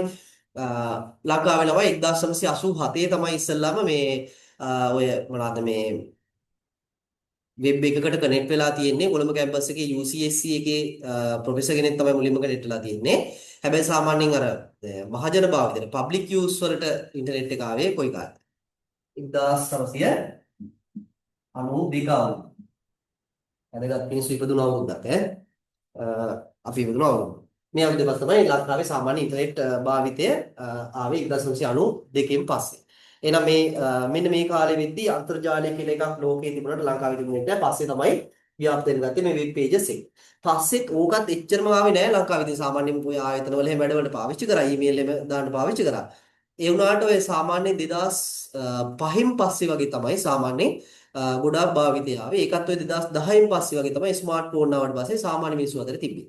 ඒකත් මේ මට මතක මෑත කාලේ කියන අවුරුදු 10ට 2015 වගේ ගත්තත් හැමෝම එහෙම ඉන්ටර්නෙට් යන්නේ නැහැ. නිකන් පොඩි පිරිසක් තමයි මේක භාවිතය ගත්තේ. ඒකත් ඔය කොරෝනා කාලේ හැම තමයි ගොඩාක් ව්‍යාප්ත වෙලා දැන් අර හැමෝටම අත්‍යවශ්‍ය එකක් වෙලා නිකන් අර බාල මහලු වැඩිහිටි හැමෝටම. පොඩි ළමයි පවා දැන් දන්නවනේ ඉන්ටර්නෙට් යන්නේ නේද? අන්න ඕක ව්‍යාප්ත වෙන්න ගත්තා. YouTube වගේ ඒවා සෝෂල් මීඩියා වගේ ඒවා 2005න් පස්සේ වගේ තමයි ආවේ නේ. ඒකත් තමයි ලෝකේ පුරාම වැඩිපුරම ව්‍යාප්ත වෙන්න ගත්තා. හරි. දැන් අදහසක් තියෙනවද ඉන්ටර්නෙට් ගැන? කවුරු හරි අහුවොත් බය නැහැ ඉන්ටර්නෙට් කියන්නේ මොකක්ද කියලා අහුවොත් එහෙම අනපැලෙන්න කියලා දෙන්න පුළුවන්. බස් එක යන ගමන් කවුරු හරි අහුවොත් එහෙම මේ ළඟ වාඩි නැනකින් ITද කරන්නේ දුවේ ITද කරන්නේ පුතේ මට ඉන්ටර්නෙට් ගැන කියලා දෙන්න පුළුවන්ද කිව්වොත් අනේ ඇගිලි ගහන්න කියන්න පුළුවන් දැන්. මෙන්න මෙහෙම හැදුනේ මෙන්න මෙහෙම තමයි වැඩ කරන්නේ මෙන්න මෙහෙම තමයි මෙයා තමයි මේක කරේ කියන්න පුළුවන් නේද? හරි. අපි බලමු මේකත් ගිහිල්ලා එන නෝට් එකත් එක්කම.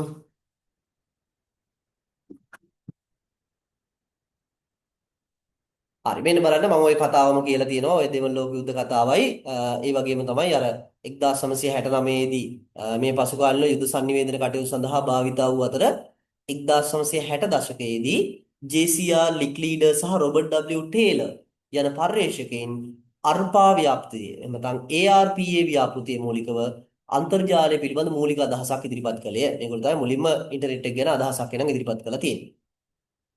ඒක මම මෙතනත් කියනවා in the 1960s researchers JCR Licklider and Robert W Taylor were instrumental in laying the groundwork for what would be eventually become the internet through their fundamental ideas within the ARPA project.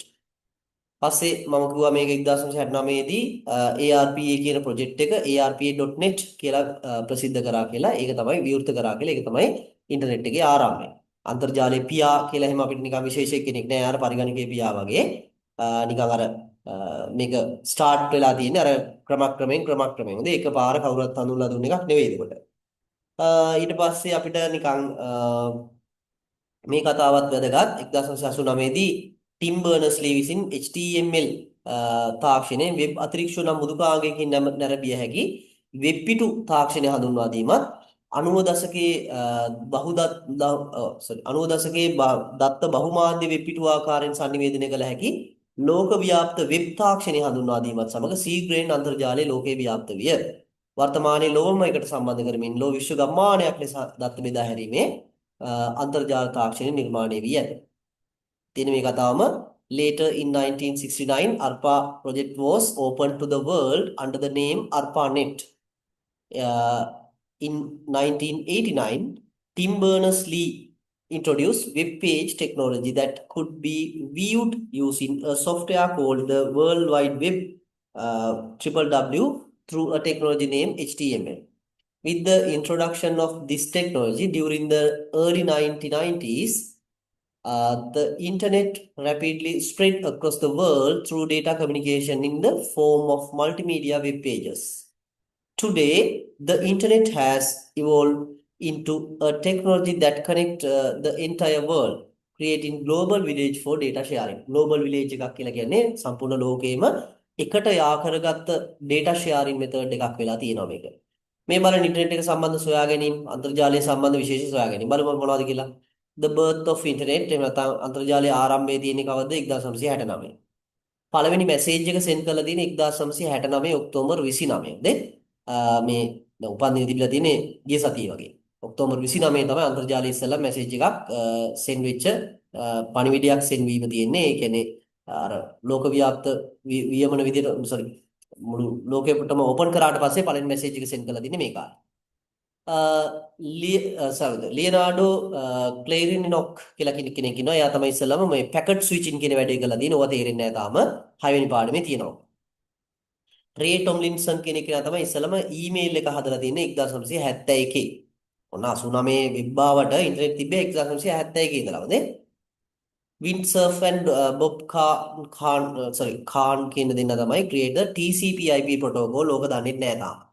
TCP/IP protocol කියලා කියන්නේ ඔය ආරක්ෂාකාරීව data communicate කරන්න පුළුවන් විදිහේ ක්‍රමයක් හඳුන්වලා දුන්නා. ඒක. domain name system එක. ඒ කියන්නේ අපිට ඔය web අඩවියක නමක් දාන්න ඉස්සලම දැන් මේ. ඒ කියන්නේ www.google.com වගේ නමක් දාන්න ඉගෙන ගන්න පුළුවන් උනේ 89 පස්සේ. 83 පස්සේ. ඊට කලින් තිබ්බේ IP address එකක් ගහලා තමයි ඉන්ටර්නෙට් එකේ කනෙක්ට් වෙන්න ඕනේ අදාළ සර්වර් එකට. ටිම් බර්නර්ස්ලි තමයි inventor of the world wide web. ඒ නැත්නම් ලෝක විසිරියමනේ ආරම්භකයා තමයි ටිම් බර්නර්ස්ලි කියලා කියන්නේ. මෙන්න මේ වගේ දේවල් ටිකක් එනම් අපිට ඉගෙන ගන්න පුළුවන් ඉන්ටර්නෙට් එක ගැන. ඊට පස්සේ මම අමතර එකක් කියන්නම් ඔයාලට. ඔයා දන්නවද මේ ඉන්ටර්නෙට් එක ලෝකේ පුරාම මේවා යාවලා තියෙන්නේ කොහොමද කියලා? කොහොමද යාවලා? ඒ කියන්නේ දැන් මෙහෙමනේ. අපි ලංකාව වගේ එකක් ගත්තොත් තමයි මේක ලංකාව කියලා හිතන්න මට පිටර බෑ විතර. මෙන්න මේ වගේ එකක් නේ හැඩේ තියෙන්නේ නේද? මම විදිය වගේ. දැන් මේ ලංකාව වගේ රටක් ගත්තාම පස්සේ මේ ඉන්දියාව තියෙනවා. එයා වෙනමින්. ඒ වගේම තමයි තව මේ පැත්තේ කොහොමද දුබායි එහෙම රටවල් ටිකක් තියෙනවා. අපිට කොහොමද ඉන්ටර්නෙට් වලින් අර නෙට්වර්ක් එකට අපි කොහොමද කනෙක්ට් වෙන්නේ? අපේ රට ඇතුළේ නම් අපිට තේරෙනවා හරි බැංකුව වල වගේ අර විදිහට සර්වර්ස් හයි කරලා ඒ සර්වර්ස් ඔය මේ කවුද ඉන්ටර්නෙට් සර්විස් ප්‍රොවයිඩර්ස්ලා හරහා සම්බන්ධ වෙලා තියෙනවා. අපි කොහොමද ලෝකෙත් එක්ක සම්බන්ධ වෙන්නේ? දැන් මුහුදින්නේ අපි වට වෙලා තියෙනවා. කොහොමද සම්බන්ධ වෙන්නේ? සම්බන්ධ වෙන්නේ මතක තියාගන්න. මෙන්න මේ මුහුදෙන් වැඩි ළමයි වයර් ඇදලා තියෙනවා. මෙහෙම ඉන්දියාවට වයර් තියෙනවා. මෙහෙම දුබායි පැත්තට තියෙනවා. යුරෝපෙට යන ඒවා තියෙනවා. මාලදිවයිනට යන ඒවා තියෙනවා. ඔය වගේ ලංකාවට ළමයි වයර් 11ක් තියෙනවා. වයර් 11ක් මුහුද බැඳින් ඇදලා තමයි ඉන්ටර්නෙට් දෙන්නේ. අන්න අහලා තිබෙන්නේ නැහැ නේද එහෙම එකක්? මොකද සැටලයිට් හරහා නෙවෙයි නේ සැටලයිට් හරහා ඉන්ටර්නෙට් ගන්න පුළුවන්. හැබැයි ඒක එහෙම අපිට ස්පීඩ් පාවිච්චි කරන්න බෑ. අපි ඔය දන්න මේ මොනවද මේ මෙතඩ් එකට මේක නැතුව. මෙන්න මේක තමයි ලෝකෙ පුරාම ඉන්ටර්නෙට් යන විදිහේ ක්‍රමවේදය. ඒ කියන්නේ වයර් වලින් තමයි මුහුද බැඳින් ඇදලා තියෙන්නේ. කොහොමද ඔය වයර් ඇදලා තියෙන්නේ? ඒවට තමයි විශේෂ වයර් නමක් කියනවා. ඔය වයර් වලට කියනවා අපි සබ්මැරින් කේබල්ස් කියලා. සීමි වේව්ස් කියලා වර්ගයක් තියෙන ඒ වර්ගය තමයි ප්‍රධානම තියෙන්නේ. සබ්මැරින් කේබල් හදලා තියෙන්නේ. ඔයගොල්ලෝ අහලා ඇති ඕලෙවල් IT කරපු අය ෆයිබර් ඔප්ටික් කියලා වයර් වර්ගයක් තියෙනවා. අන්න ඒ වයර් වර්ගයෙන් තමයි මේවා ඇදලා තියෙන්නේ.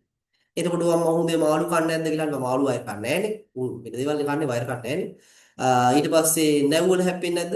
නෑ එහෙම නෑ ඒවා නැව් වල ගමන් මාර්ග තියෙනවා. හොඳේ මුහුද හැමතැනම තිබ්බා කියලා අපි යම් මේ පැත්තට කියලා එහෙම යන්නේ නෑ. ඒවත් යන මාර්ග තියෙනවානේ. එතකොට ඕවා ඒව මග හැරලා තමයි හදලා තියෙන්නේ. right මම පෙන්නන්න දෙයක එතකොට ගිහිලා තියෙන විදිය. ඔය වයර් තින්දේ බලන්න පුළුවන්. මේ බලන්න මම පෙන්නන්නම් ඔය වයර් ඇදලා තින්නේ කොහොමද කියලා.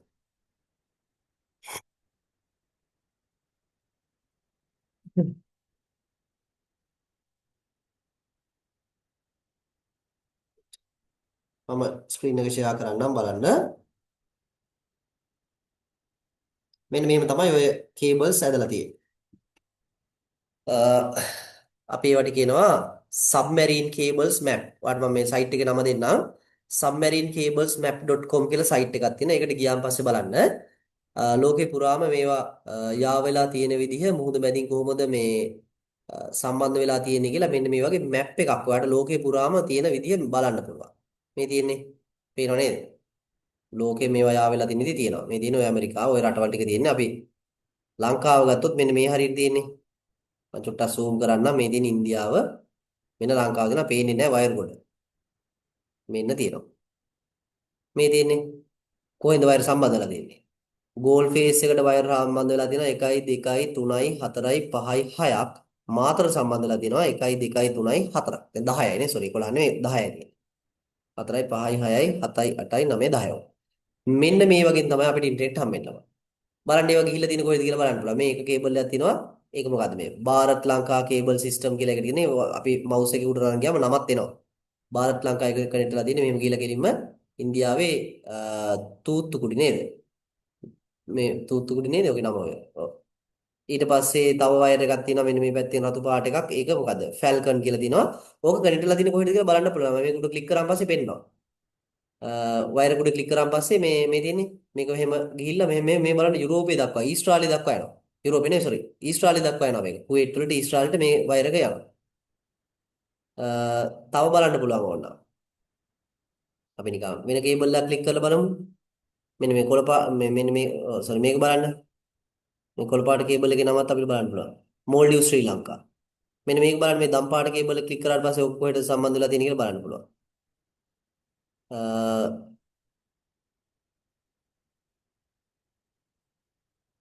මොනවාකට ක්ලික් කරාන් පස්සේ ඒක සම්බන්ධ වෙන්නේ මෝල්ඩිව්ස් වලට විතරයි. මාල්දිව වලට විතරයි. මේ නිල් පාට එකද කොහොමද යුරෝපයට යන්නේ. බලමු මේක. ඔව් සීමි වේව් 4 කියලා තියෙන්නේ. ඒක ක්ලික් කරාන් පස්සේ බලන්න මේ බලන්න මෙන්න මේ ගිහිල්ලා මේ ෆ්‍රාන්සයට යනකම් යනවා. ෆ්‍රාන්සයේ ටියුනීසියාව, ග්‍රීසිය, පැත්ත ඉතාලිය පැත්තෙන් ඕම ඇවිල්ලා ඊජිප්තුව, සෞදි අරාබිය, යර්මනය, ඉරානය, පාකිස්තානය, ඉන්දියාව, ලංකාව ඊට පස්සේ ඕම ඇවිල්ලා මියන්මාරේ, මැලේසියාවට යනකම් තියෙනවා. ෆ්‍රාන්සයේ ඉඳලා මැලේසියාවට. ඒ කියන්නේ ඔන්න ඔහම ওই කේබල්ස් ඔය මේ එක දිගට වැඩ කරන කේබල් තියෙන්නේ. ඉතින් මේ වගේ තමයි මේ ලෝකේ පුරාම ඉන්ටර්නෙට් වැඩ කරන්නේ. හොඳේ ඔයාලට ඔක බලන්න පුළුවන් ඕන ෆෝන් එකකින් ඕනකින් ගිහලා මැප් බලන්න පුළුවන්. හොඳේ. අපි ඉන්ටර්නෙට් එක වැඩ කරන්නේ මෙන්න මේවා හරහා. ඒතර මේවා මොනවා හරි කැඩුනොත් එහෙම මොකද වෙන්නේ? එහෙම ඉතින් ලෝකෙට ඉන්ටර්නෙට් නැහැ. ඉතින් එහෙම වෙන්න පුළුවන්. මොනවා හරි හානියක් වුණොත් එහෙම වෙන්න පුළුවන්. ආව තියෙන විදිහත් මේ මම පින්තූරයක් පෙන්නන්නම් නිකන් අපිට මේ පින්තූර අරන් බලන්න පුළුවන්. සබ්මැරීන් කේබල්ස් කියලා සර්ච් කරාන් පස්සේ ඔයාලට Google එකේ බලන්න පුළුවන් මේ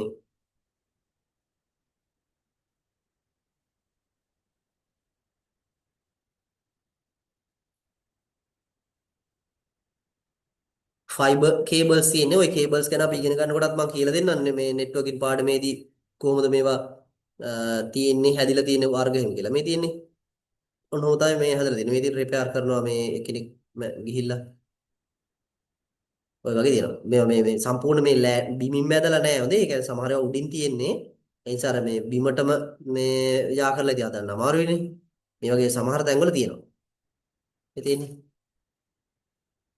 ඒක ඉතින් ලොකු තාක්ෂණයක් මේ කියන්නේ මේවා හදපු විදිහ මේවා ක්‍රියාත්මක කරපු විදිහ. දැන් හිතන්නකෝ ඔය 80 දශකයේ වගේ කාලේ ඉතින් දැන් තරම් ලොකු තාක්ෂණයක් තිබෙන්නේ නැහනේ.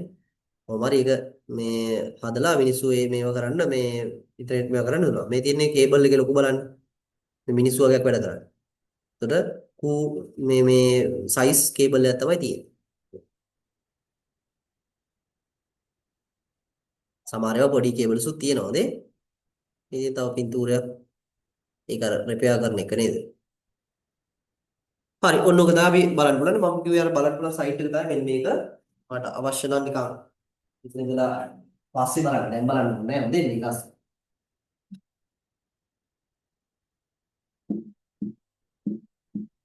submarine cable map. ඔබ නිකන් සර්ච් කරන්නකෝ submarine cable map කියලා. එතකොට ඒක සයිට් එක තමයි මේ ඔය කේබල් දින සයිට් එක. ඒකෙන් ගිහිල්ලා මේ ලංකාව zoom කරලා බලන්න. ලංකාව දන්නේ නැත්නම් මැප් එකේ මේ මට බයින්න එපා. මේ ඉතිහාසයේ ඔයගොල්ලෝ ඉගෙන ගන්න නැහැ. හොඳේ. හිස්ටරි සබ්ජෙක්ට් එක හරියට බලලා ඒක කට් කරන්න කියන්නේ. ලෝකේ ලංකාව තියෙන්නේ මොකද මේ අනිත් රටවල් මොනවද කියලා බලන්න දන්නේ නැත්තම්. හරි. රයිට්. ඒක තේරුණා නේද? ඉන්ටර්නෙට් කතාව හරියට.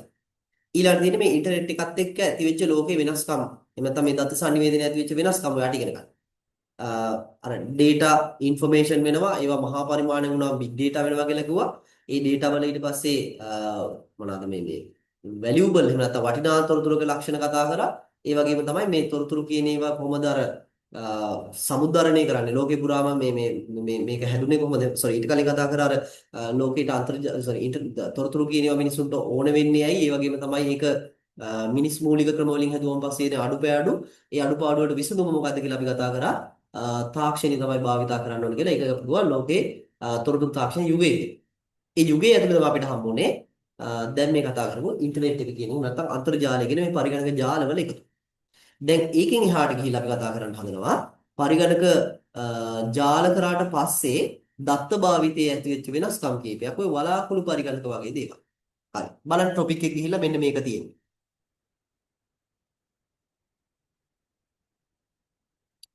මෙන්න මේ ටොපික් එක තියෙනවා ඊළඟට බලන්න. ජංගම sannivedanaya ජංගම පරිගණකය හා වලාකුළු පරිගණනය කියන්නේ මොකක්ද කියලා අපි ඉගෙන ගන්න යන්න. හරි. මෙන්න තවත් වැදගත් මාතෘකාවක්.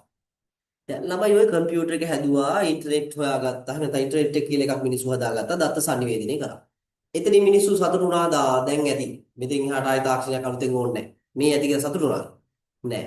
තව කාලයක් යද්දී ඔය 2000 වගේ දශකයේදී එනේ ඕගොල්ලෝගේ දශකයේදී ඕගොල්ලෝ දශකනේ ඕ 2000 වගේ දශකයේදී මිනිස්සු උනන්දු වෙන්න ගත්තා මේ පරිගණකයේ මෙහෙම තිබිලා බෑ අපිට එහා මෙහා අරන් යන්න කම්පියුටරින් කරන වැඩ ටිකක් කරන්න ඕනි ඊමේල් යවන්න ඕනි ඉන්ටර්නෙට් යන්න ඕනි data අපිට මේ process කරන්න ඕනි හැබැයි අපිට එහා මෙහා අරන් යන්නත් ඕන මිනිස්සුන්ට ආපු අවශ්‍යතාවය දැන් මොකද කරන්නේ එහා මෙහා අරන් යන්න කියලා ලොකු බැටරි එකක් හයි කරගෙන කම්පියුටරේ එහා මෙහා අරන් යන්න පුළුවන්ද බෑ එහෙනම් එන්නේ මේ ඩිවයිස් එක මොකද කරන්න ඕනේ කුඩාවට හදන්න කුඩාවට හැදුවම ආපු ගැටලුව තමයි ඉක්මනට ඕෆ් වෙනවා මොකද බැටරියක් නෑ ලොකු බැටරියක් හයි කරොත් තමයි ගොඩක් කල් තියාගන්නේ අන්න දැන් ඒගොල්ලෝ එක ඩෙඩ් ලොක් එකක ඉන්නේ එහෙම නැත්නම් එක හිරවීමක ඉන්නේ ඒ කියන්නේ බැටරිය ලොකු කරොත් එහා මෙහා අරන් යන්න බෑ එහා මෙහා අරන් යන්න පුළුවන් විදිහට හැදුවට පස්සේ බැටරිය කුඩා කරලා වැඩි වෙලාවක් පාවිච්චි කරන්න බෑ අන්න දැන් මොකද්ද විසඳුම එනම් ඒකට විසඳුම තමයි මේ ඩිවයිස් එකේ අර බැටරි බහින කොටස් ටික අයින් කරන්න මොනවාද බැටරි බහින්න නැත්තේ බැටරි බහින ප්‍රධාන එකක් තමයි ප්‍රොසෙසර් එකේ පවර් එක වැඩි වුණා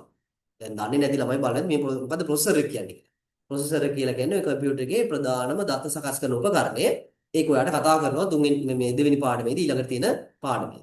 ඒක ගැටලුවක් කරගන්න එපා. එහෙනම් ප්‍රොසෙසර් එකේ පවර් එක අඩු වෙනවා. නැත්නම් data සකස් කරන්න පුළුවන් වේගය අඩු වෙන එකත් ලොකු ගැටලුවක්. එතකොට එහා මෙහා අරන් ගියාට වැඩක් නැහැ. දැන් මේ ප්‍රොසෙසින් පවර් එක අඩු වෙනවා. ඊට පස්සේ අනිත් බැටරි අඩු වෙන මොකද හේතුව? අර data storage එක එහෙම නැත්නම් ලොකු capacity එක. අනේ capacity එකත් අපිට අඩු කරන්න ඕන. එතකොට device එකත් පොඩි වෙනවා වගේම මේ මොනවාද මේ විදුලිය වැයවීමත් අඩු. අන්න දැන් එහෙනම් අපිට විසඳුමක් විදිහට යෝජනා වුණ දෙක එච්චර සාර්ථක නෑ. ප්‍රොසෙසින් පවර් එක අඩු කරලා මේ දත්ත ගබඩා කරන ප්‍රමාණයත් අඩු කරාට පස්සේ අපිට අවුල්. ඒ ඉතින් අපිට ඕනේ දේවල් බලාපොරොත්තු දේවල් කරන්න බෑනේ. දැන් කම්පියුටර් එකේ ගෙදර තියෙද්දි කරපු දේවල් අර එහා මෙහා අරන් යන්න පුළුවන් එකේ කරන්න බෑ. දැන් මොකද කරන්නේ? අන්න ওই දේවල් ටික. ඒ කියන්නේ ඔය processing power එක ඒ වගේම තමයි අපිට ඕනි දත්ත ගබඩා කිරීමේ පහසුකම් ටික ඒ වගේම හොඳ powerful application ඒ කියන්නේ හොඳ මේ නිකන් අර ලොකු power එකක් ඕනි game එකක් වගේ එකක් අන්න ඒ වගේ දේවල් අර එහා මෙහා අරන් යන්න පුළුවන් උපකරණ install කරන්නේ නැතුව ඒවා install කරා අර server එකේ මොන server එකේද ඇයි මං අර උඩට මේ ඉහළම පරිගණකයක මොනවා හරි තිබුණු දේවල් පල්ලෙහාවට බලන්න පුළුවන් තාක්ෂණය කියලා අපි දැන් මේ www. හොයාගත්තට පස්සේ කරේ. එහෙනම් අර ප්‍රධාන සර්වර් පරිගණකයක දානවා ඉහළ ප්‍රොසෙසින් පවර් එකක් තියෙන කම්පියුටර් එකක්. ඒ වගේම ඉහළ පරිගණකයක දානවා data ලොකු ස්ටෝරේජ් එකක්. ඒ වගේම ඉහළ කම්පියුටර් එක දානවා මොකද්ද? අදාළ ඇප්ලිකේෂන් අපිට ඕනේ හොඳ ලොකු පවර්ෆුල් ගේම් එකක් හැම මේක ඉන්ස්ටෝල් කරනවා. අපේ ෆෝන් එකේ නෙමෙයි. දැන් මොකද කරන්නේ? දැන් මෙන්න මේ ෆෝන් එකට අර පහසුකම් නැති ෆෝන් එකට ඉන්ටර්නෙට් දෙනවා ෆැසිලිටි හොඳ. ඉන්ටර්නෙට් වේගය ඉන්ටර්නෙට් යන්න පුළුවන් පහසුකම් ටිකයි දෙනවා. දැන් අන්න ඒ තාක්ෂණ ඉන්ටර්නෙට් එක පාවිච්චි කරලා අර එහා මෙහා අරන් යන ගමන් අපිට ඕනි අපේ කම්පියුටරේ තියෙන ඕනි පහසුකම් ටික ඔන්ලයින් ගන්නවා. අන්න ඔකට අපි කියන්නේ මොකද්ද? ඔකට අපි කියනවා විශේෂ නමක් වලාකුළු පරිගණනය. වලාකුළු පරිගණනය.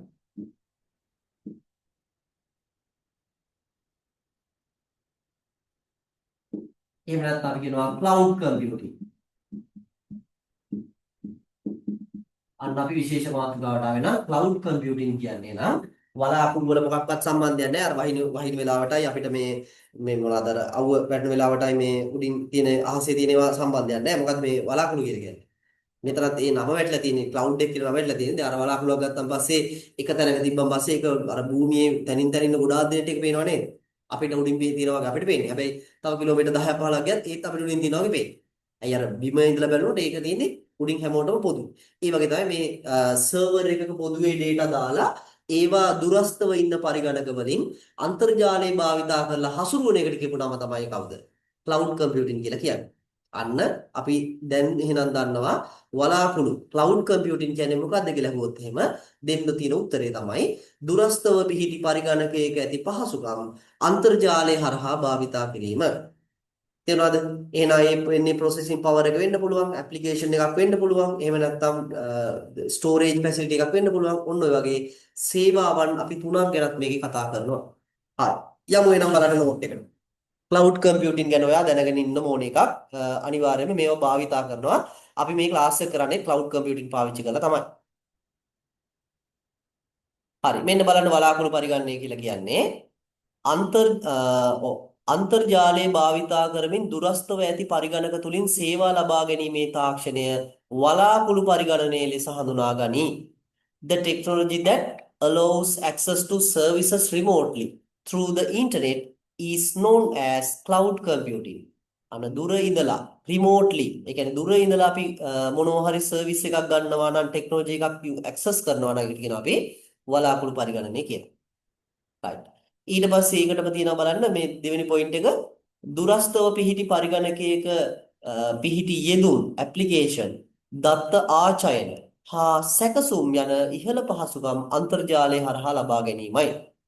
This means accessing advanced facilities such as applications, data storage and processing located on a remote computer via the internet. අන්න දුර ඉන්න ඒවා ඔක්කොම පහසුකම් ටික අපි ඉන්ටර්නෙට් එක through ගන්න එක තමයිලු මේ වලාකුළු කියලා කියන්නේ. ඊළඟ එක බලන්න වලාකුළු පරිගණනයේ සම්පූර්ණ වීමට ප්‍රධාන සංරචක තුනක් එක්ව ක්‍රියා කරයි. එනම් සේවාලාභීන්, සේවා සපයන්නන් සහ data center දත්ත මධ්‍යස්ථාන වේ. වලාකුළු පරිගණන මගින් ඉටුවන සේවාවන් තුනකි. මම ඔක ඇදලා පෙන්නන්නම් හොඳේ. For cloud computing to be fully realized, three main components work together: client, compute servers, and data centers. Cloud computing provides three main types of services. අනේ services තුන තමයි අපිට වැදගත් වෙන්නේ. ඕක ඔයා ලියා ගන්න ඕන එකක්. මම ලියා ගන්න දෙනකල් ලියන්න ඕනේ නැහැ. හරි. එහෙනම් මෙන්න මේක. cloud computing කියන එක සම්බන්ධ වෙන ළමයි තුන්දෙනෙක් ඕනේ. කවුද ඕන තුන්දෙනා? client. එහෙම නැත්නම් අපි කියනවා සේවාලාභියා කියලා සිංහලෙන්. ඒ නම කැතයි. client කියන වචනේ මතක තියාගන්න. මෙන්න මෙහෙම. වලාකුළු පරිගණක සේවාව නැත්නම් cloud computing කියන එක කම්ප්ලීට් වෙන්නේ මෙතන ඉන්නවා කවුද? server එක. මේකට කනෙක්ට් වෙලා ඉන්න සර්විස් ගන්න කම්පියුටරේ කියනවා කවුද? client. දැන් මේ client ඕනි දේවල් ඉල්ලනකොට ඒ දේවල් හැම එකම සර්වර් එකේ නෑ. මේ කොහෙද? මේවා තියෙන්නේ data center එකේ. මෙන්න මෙතන තියෙනවා data store කරලා වෙනම කෑල්ලක්. data center එක. මේ data center එකේ තමයි මිනිසුන්ට ඕනේ data ටික තියෙන්නේ. එහෙනම් ඒවා මේක හරහා තමයි අරගෙන සර්වර් එක හරහා client එක දෙන්නේ. එහෙනම් මෙන්න මේ සර්විස් එක තමයි. නැත්නම් මේ ප්‍රධාන සර්විස් එක තමයි අපි කියන්නේ මොකක්ද? cloud computing කියලා. ඒ කියන්නේ ඔයාට ඕනේ YouTube එකේ ෆිල්ම් මේ ලොකු වීඩියෝ එකක් බලන්න නම් ඒ වීඩියෝ එක YouTube සර්වර් එකට කනෙක්ට් වෙලා ඔයා රික්වෙස්ට් කරනවා database එකේ. එතකොට data center එකේ. එතනින් තමයි ඔයාට මෙයා හරහා ඒක බලන්න හම්බ වෙලා තියෙන්නේ. එතකොට අපි අර cloud එකේ තියෙන එහෙම නැත්නම් අර දුරස්තව පිහිටි පරිගණකයක ගබඩා කරලා තියෙන මොකක් හරි වීඩියෝ එකක් බලනවා කියලා කියන්නේ මෙතන තියෙන එක මේකට ගන්නවා කියන එක. හරි නේද? ඒ වගේම ඔයාට දැන් ඔය පහසුකම් තුන මම කියද්දී ඒක ඊට වඩා මේ පැහැදිලිව කියන්න. right. ඔය පහසුකම් තුනක් අපි ලියා ගන්න ඕනේ. ඒක මම ඉස්සලා ඔයාට එක්ස්ප්ලেইন කරලා බෝඩ් එකේ ලියන විදිහ ලියලා ඊළඟට ලියා ගන්න දෙන්නම්. හොඳේ? හරි. මෙන්න බලන්න වලාකුළු පරිගණක කියලා කියන්නේ නම් දුරස්තව පිහිටි පරිගණකයක්. ඒ කියන්නේ long distance in a computer එකකට කනෙක්ට් වෙනවා ඉන්ටර්නෙට් එක through. ඊට පස්සේ යාගේ සර්විස් කීපයක් ගන්නවා. සර්විස් තුනයි ප්‍රධාන ඒවා තියෙන්නේ. මෙන්න බලන්න සර්විස් තුන මොනවද කියලා. මොනවද සර්විස් තුන? පළවෙනි එක තමයි යටිතල පහසුකම් සේවාව. මොකද මේ යටිතල පහසුකම් කියලා කියන්නේ? infrastructure services කියලා කියනවා. යටිතල පහසුකම් කියන්නේ ළමයි දැන් ගෙදරක ගත්තොත් එහෙම ඒ ගෙදර ඉඳලා ඔයාට මොනවා හරි ගන්න ටවුන් එකට යන්න පාර හොඳට හදලා තියෙන එක. ඒ වගේම තමයි මේ ගෙදර ඉඳලා ඔයාට මේ භාවිතා කරන්න විදුලිය තියෙන එක. ජලය තියෙන එක. ඒ වගේම තමයි ඒ ගෙදරට ඉන්ටර්නෙට් තියෙන එක. ඔන්න ඔය වගේ ඒ ගෙදර ජීවත් වෙන්න සුදුසු වටපිටාවට අපි කියනවා යටිතල පහසුකම් කියලා. දැන් ඒව නැත්තම් මොකද කරන්නේ? වතුර නැත්තම් මොකද කරන්නේ? අපේ ගෙදර මේ මොනවාද මේ ටැප් ලයින් එකක් නැහැ. දැන් යටිතල පහසුකම නැහැ. මොකද කරන්නේ? අල්ලපු ගෙදරින් ඉල්ල ගන්න. එවනේ කරන්නේ.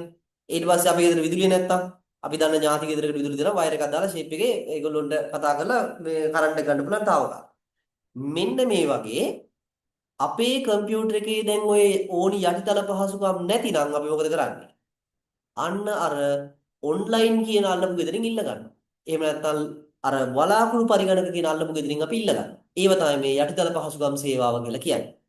අපේ කම්පියුටර් එක ඇතුලේ ලොකු ගේම් එකක් ප්ලේ කරන්න CPU පහසුකම් නැත්නම් ගේම් ගහන්න නෙමෙයි කම්පියුටරේ තියෙන්නේ මම කියන්නේ ප්‍රැක්ටිකලි පාවිච්චි කරන එක. ගේම් එකක් ගහන්න ප්ලේ කරන්න අපේ කම්පියුටර් එකේ නැත්නම් අපේ ෆෝන් එකේ ඒ CPU පහසුකම් නැත්නම් ප්‍රොසෙසින් පවර් එක නැත්නම් මොකද කරන්නේ? අඬ ඉන්නවද ගේම් එක ගන්න බෑ කියලා. නෑ අපිට පුළුවන් ඒක ඔන්ලයින් ප්ලේ කරන්න. එතකොට ප්ලේ වෙන්නේ අපේ කම්පියුටරේ නෙමෙයි. අපේ කම්පියුටර් එක අපි ඇප් එක දාගත්තට අපේ එකේ පෙන්නනවා විතරයි ළමයි. ප්‍රොසෙස් වෙන්නේ අර දුර ඉන්න කම්පියුටර් එක. ඒ කියන්නේ වලාකුළු පරිගණකයක තමයි ඒක ප්‍රොසෙස් වෙන්නේ. අන්න ඒක පහසුකමක්. ඒ වගේම තමයි ඔයාගේ ෆෝන් එකේ ෆොටෝස් දැන් සෙල්ෆි ගහලා වීඩියෝ කරලා යාළුවොත් එක්ක ට්‍රිප් එකක් ගිහලා මොකද වෙන්නේ? සම්පූර්ණ ෆෝන් එක ෆොටෝ වලින් පිරීලා ඉවරයි. ඉඩ ඉවරයි. එතකොට ඔය ෆොටෝ ටික නිකන් දුකින් ඩිලීට් කරන්න ඕනේ නැහැ. ඔයාට පුළුවන් Google Drive එකේ හරි ඔය drive ඕන තරම් තියෙනවා. හොඳේ drive වර්ග ගොඩාක් තියෙනවා. ඒ ඕනම drive එකකට ඔයාගේ account එකක් හදලා ඒ ටික save කරලා තියන්න පුළුවන්. අන්න අපේ ෆෝන් එකේ නැති ඉඩ පහසුකමක් අපි ඉල්ලගත්තා අර අල්ලපු ගෙදරින් ඉල්ල ගන්නවා වගේ අර මොනවාද මේ වෙන්නේ නේද? වලාකුළු පරිගණක වලින් cloud computing වලින් ගත්තා. එහෙනම් මේකට කියනවා අපි යටිතල පහසුකම් කියලා. මේ බලන්න පරිගණකයේ මගින් කිසියම් කාර්යයක් සිදු කිරීමට පැවතිය යුතු පරිසර තත්ත්වයන් යටිතල පහසුකම් වේ. රුඩාංග හෝ මුදුකාංග ලෙස මේ පහසුකම් වලාකුළු පරිගණක මගින් ලබා දේ. The environment conditions necessary for a computer to perform tasks can be recognized as infrastructure. These facilities, whether hardware or software, are provided through cloud computing. Cloud computing through මේක අපිට හම්බ වෙනවා කියලා කියන්නේ. examples උත් මම දාලා තියෙනවා. ඒවා නිකන් කියව ගන්න ඔයාලට note එක ආවට පස්සේ මම ඔය කිව්වේවම තියෙනවා. දෙවෙනි facility එක මොකක්ද? සංවර්ධන පරිසර සේවාව. එහෙම නැත්නම් අපි යට කියනවා platform as a service කියලා. මෙන්න මේක ටිකක් විශේෂයි. මේක තාම ඔයා දන්නේ නැති එකක් දැන්. අරවා නම් පාවිච්චි කරලා තියෙනවා ඔන්ලයින් ගේම් එකෙන් ප්ලේ කරලා තියෙනවා හැමෝම වගේ. මේක අපි පාවිච්චි කරලා නැහැ. මොකද්ද මේ? මම නම් පාවිච්චි කරලා තියෙනවා. ඔයගොල්ලෝ පාවිච්චි කරලා නැහැ. මොකද්ද? සංවර්ධන පරිසර සේවාව කියලා කියන්නේ අපිට මේ ඇප්ලිකේෂන්ස් තවත් මේක මේ අපේ ඩිවයිස් එක ඇතුලේ ඩිවෙලොප් කරන්න අවශ්‍ය පහසුකම් නැත්නම් ඒ කියන්නේ ඔයාලට software එකක් හදන්න වෙබ් එකක් ඩිවෙලොප් කරන්න වගේ පහසුකම් ඔයාගේ ෆෝන් එකේ ලැප් එකේ නැතිනම් ඒව ඔන්ලයින් ගන්න එකට අපි කියනවා මොකද්ද? platform as a service කියලා. දැන් උදාහරණයක් හිතන්නකෝ මගේ ගාව තියෙන්නේ Android ෆෝන් එකක්. හැබැයි මට Apple ෆෝන් එකකට app එකක් ඩිවෙලොප් කරන්න ඕන. දැන් මං ගාව Apple ෆෝන් එකක් නැතුව කොහොමද මං Apple ෆෝන් එකට app එකක් හදලා මේ අඩුම තරමේ මේක වැඩ කරනවද කියලාවත් බලන්න. අන්න ඒ වගේ ෆැසිලිටිස් අපිට ගන්න පුළුවන් ඔන්ලයින් ඒව අපි කියනවා මොනවාද? platform as a service කියලා. පරිගණක වැඩසටහන් නිර්මාණය පරීක්ෂා කිරීම හා ක්‍රියාත්මක කිරීම සඳහා අවශ්‍ය පරිසරය දත්ත සමුදා හා සේවාදායක වැනි පහසුකම් දුරස්ථ පරිගණකයකින් ලබා ගැනීමයි. Accessing the necessary programming environment, databases, and such server facilities from a remote computer to develop, test, and run computer programs. මෙන්න මේ programming develop කරන්න අවශ්‍ය program එකක් develop කරන්න අවශ්‍ය environment එක අපි දුර තියෙන computer එකකින් ගන්න එක තමයි සංවර්ධන පරිසර සේවාව කියලා කියන්නේ. ඊට පස්සේ අපි ඊළඟ අවසාන සේවාව ඉගෙන ගන්නවා මොකක්ද? අවසාන සේවාව තමයි මුදුකාංග සේවාව. එහෙම නැත්නම් software as a service. කෙටියෙන් අපි කියනවා ආදරයට SAS. හොඳේ? ආදරයට නෙවෙයි කෙටියෙන් කියන නමක් හොඳේ. නැත්නම් මේ මතක තියාගන්න එපා. අවශ්‍ය නැහැ කියලා. අවශ්‍ය එකක් SAS කියලා මතක තියාගන්න. මොකද්ද මේ මුදුකාංග සේවාව කියන්නේ? අපේ ෆෝන් එකේ නැති ඇප් එකක් අපිට ඔන්ලයින් ගන්න පුළුවන් නම් ඔන්ලයින් ඒ ඇප් එකේ වැඩ කරන්න පුළුවන් නම් ඒක අපි කියනවා මොකද්ද මුදුකාංග සේවාව. මේක ගොඩක් ළමයි දිනනවා මේ වගේ. හිතන්න ඔය ඔෆිස් පැකේජ් එක වගේ එකක් අපේ ෆෝන් එකේ නැතිනම් මොකද කරන්න පුළුවන්? හිතන්නකෝ මට Word වලින් අපිට මේ මොනවා හරි Excel වලින් මොනවා හරි වැඩ කරන්න ඕන. නැත්නම් Word වලින්. මට පුළුවන් Google Docs පාවිච්චි කරන්න. Google Docs කියලා කියන්නේ ඔන්ලයින් ඇප් එකක්. එතකොට ඒකේ තව පහසුකම් තියෙනවා මේ ඕනනම් දෙන්නේ තුන් දෙනෙක් එක ෂෙයා කරගෙන වැඩ කරන්න පුළුවන් ඔය වගේ. එහෙම නැත්නම් මට තව එකක් ගන්න පුළුවන් මොකද්ද? Excel sheet එකක මට වැඩ කරන්න ඕන නම් Excel දැන් දන්නේ නැති අය ඇති මේවා මේ Excel කියන එක චුට්ටක් හොයලා බලන්න. Digit වලට දිනන ඕගොල්ලෝ මේවා. Excel sheet එක මට වැඩ කරන්න පහසුකම් මගේ ෆෝන් එකේ නැතිනම් මට Excel app එක නැත්තම් මගේ ෆෝන් එකේ මම මොකද කරන්නේ? Google Sheet පාවිච්චි කරනවා. අන්න ඒවා මුදුකාංග සේවාව. අපිට අවශ්‍ය කරන මුදුකාංගයක් ඔන්ලයින් පාවිච්චි කරන එකට අපි කියනවා මුදුකාංග සේවාව කියලා. right. හරි නේද? එහෙනම් සේවාවන් තුන මෙන්න මේ සර්විසස් තුන තමයි අපිට cloud computing වෙන්නේ. බලාපොරොත්තු පරිගණන සේවාවන් නේ? සේවා. cloud computing services. මෙන්න මේක. පළවෙනි එක තමයි මොකද්ද අපි කිව්වේ? පළවෙනි එකට අපි යටිතල පහසුකම් සේවාව. මේවා අහනවා මම ලියන්න දෙන්නේ එහෙම නෝනේ. යටිතල පහසුකම් සේවාව. infrastructure as a service. අනිවාර්යෙන් මේකේ අර short name එක මතක තියාගන්න මම එක මෙතන කියන්නම්. SaaS මේක තමයි කෙටියෙන් අපි ඔය කියන්නේ යටිතල පහසුකම් විස්තර විස්තරාත්මක කියන්නේ මේ. දෙවෙනි සේවාව අපි කිව්වේ PaaS platform as a service. එහෙම නැත්නම් සංවර්ධන පරිසර සේවාව platform as a service.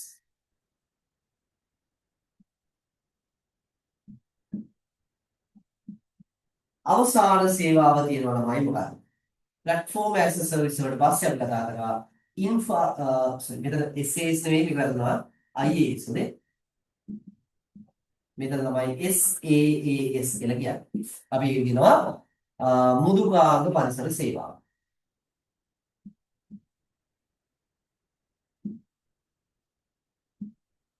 අපි කියනවා software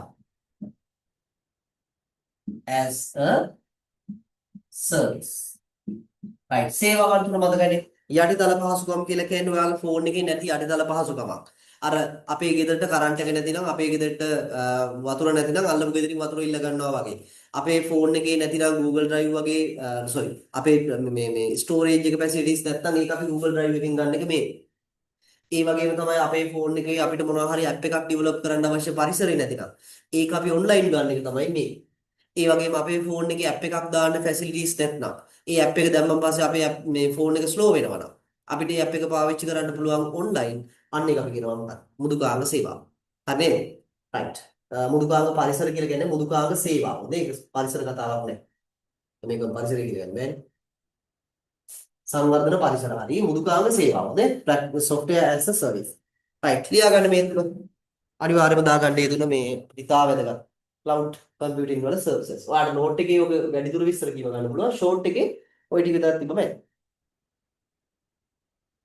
right. recording එක බලන අය මේක ලියාගෙන ඉවරලා play කරන්න. මට මේ මේ තමයි එන ඔයා අද වැදගත් දේවල් කීපයක්. ඒ කියන්නේ ඉන්ටර්නෙට් එක හැදුන විදිය ඉන්ටර්නෙට් එකෙන් පස්සේ ආපු ප්‍රධාන සර්විස් එකක් වෙච්ච මෙන්න මේ cloud computing කියන එක මේවා ඉගෙන ගත්තා. මම කියන්නේ මේ cloud කියන එක එන්න ගත්තේ දැන් ඔය මේ මොනවාද මේ ඉන්ටර්නෙට් එක එකත් එක්ක ඔය 2000 පස්සේ වගේ තමයි මේ concept එක ආවේ. සාමාන්‍යයෙන් 2010න් පස්සේ වගේ තමයි ඔය cloud එක කියන එක ගොඩාක් භාවිතා වෙන්න ගත්තේ. ඒ කියන්නේ අපි කරන හැම වැඩකදීම ඒ වැඩේ කරන්න අවශ්‍ය පරිසරය ඔන්ලයින් තියෙන platforms වලින් ගන්න පුරුදු වුණේ මේ cloud එක පස්සේ කාලේ. අපි ඔය කැම්පස් කාලේ එහෙම තමයි මේවා ලොකු නිකම් ව්‍යාප්ත වීමක් දකින්න තිබුණේ. ඒවා ගැන අර උගන්වන්න ඊට පස්සේ මේවා ගැන කියලා දෙන්න වැඩි මේකක් වුණේ. right. අවසානට තියෙනවා බලන්න cloud computing වල තියෙන වාසි අවාසි මොනවද කියලා. advantages and disadvantages මොනවද කියලා. ඉස්සලම වාසි බලමු අපි. advantages බලමු මොනවද තියෙන්නේ. වාසිනේ අපි කැමති නිසා ඉස්සල බලමු මේක. ජංගම උපාංග සමග කළ හැකි කාර්යයන් ප්‍රමාණය ඉහළ යාම. හරිනේ ඉස්සර කෝල් ගන්න විතරයි පුළුවන් උනේ SMS එකක් දාගන්න විතරයි පුළුවන් උනේ. දැන් කරන්නේ නැත්තේ ඒක විතරයි. කෝල් ගන්න එකයි මෙසේජ් දාන එකයි විතරයි කරන්නේ නැත්තේ අනිත් හැමදේම ෆෝන් එකෙන් කරන්න පුළුවන්. පරිශීලකයාගේ පිරිවැය අඩුවීම.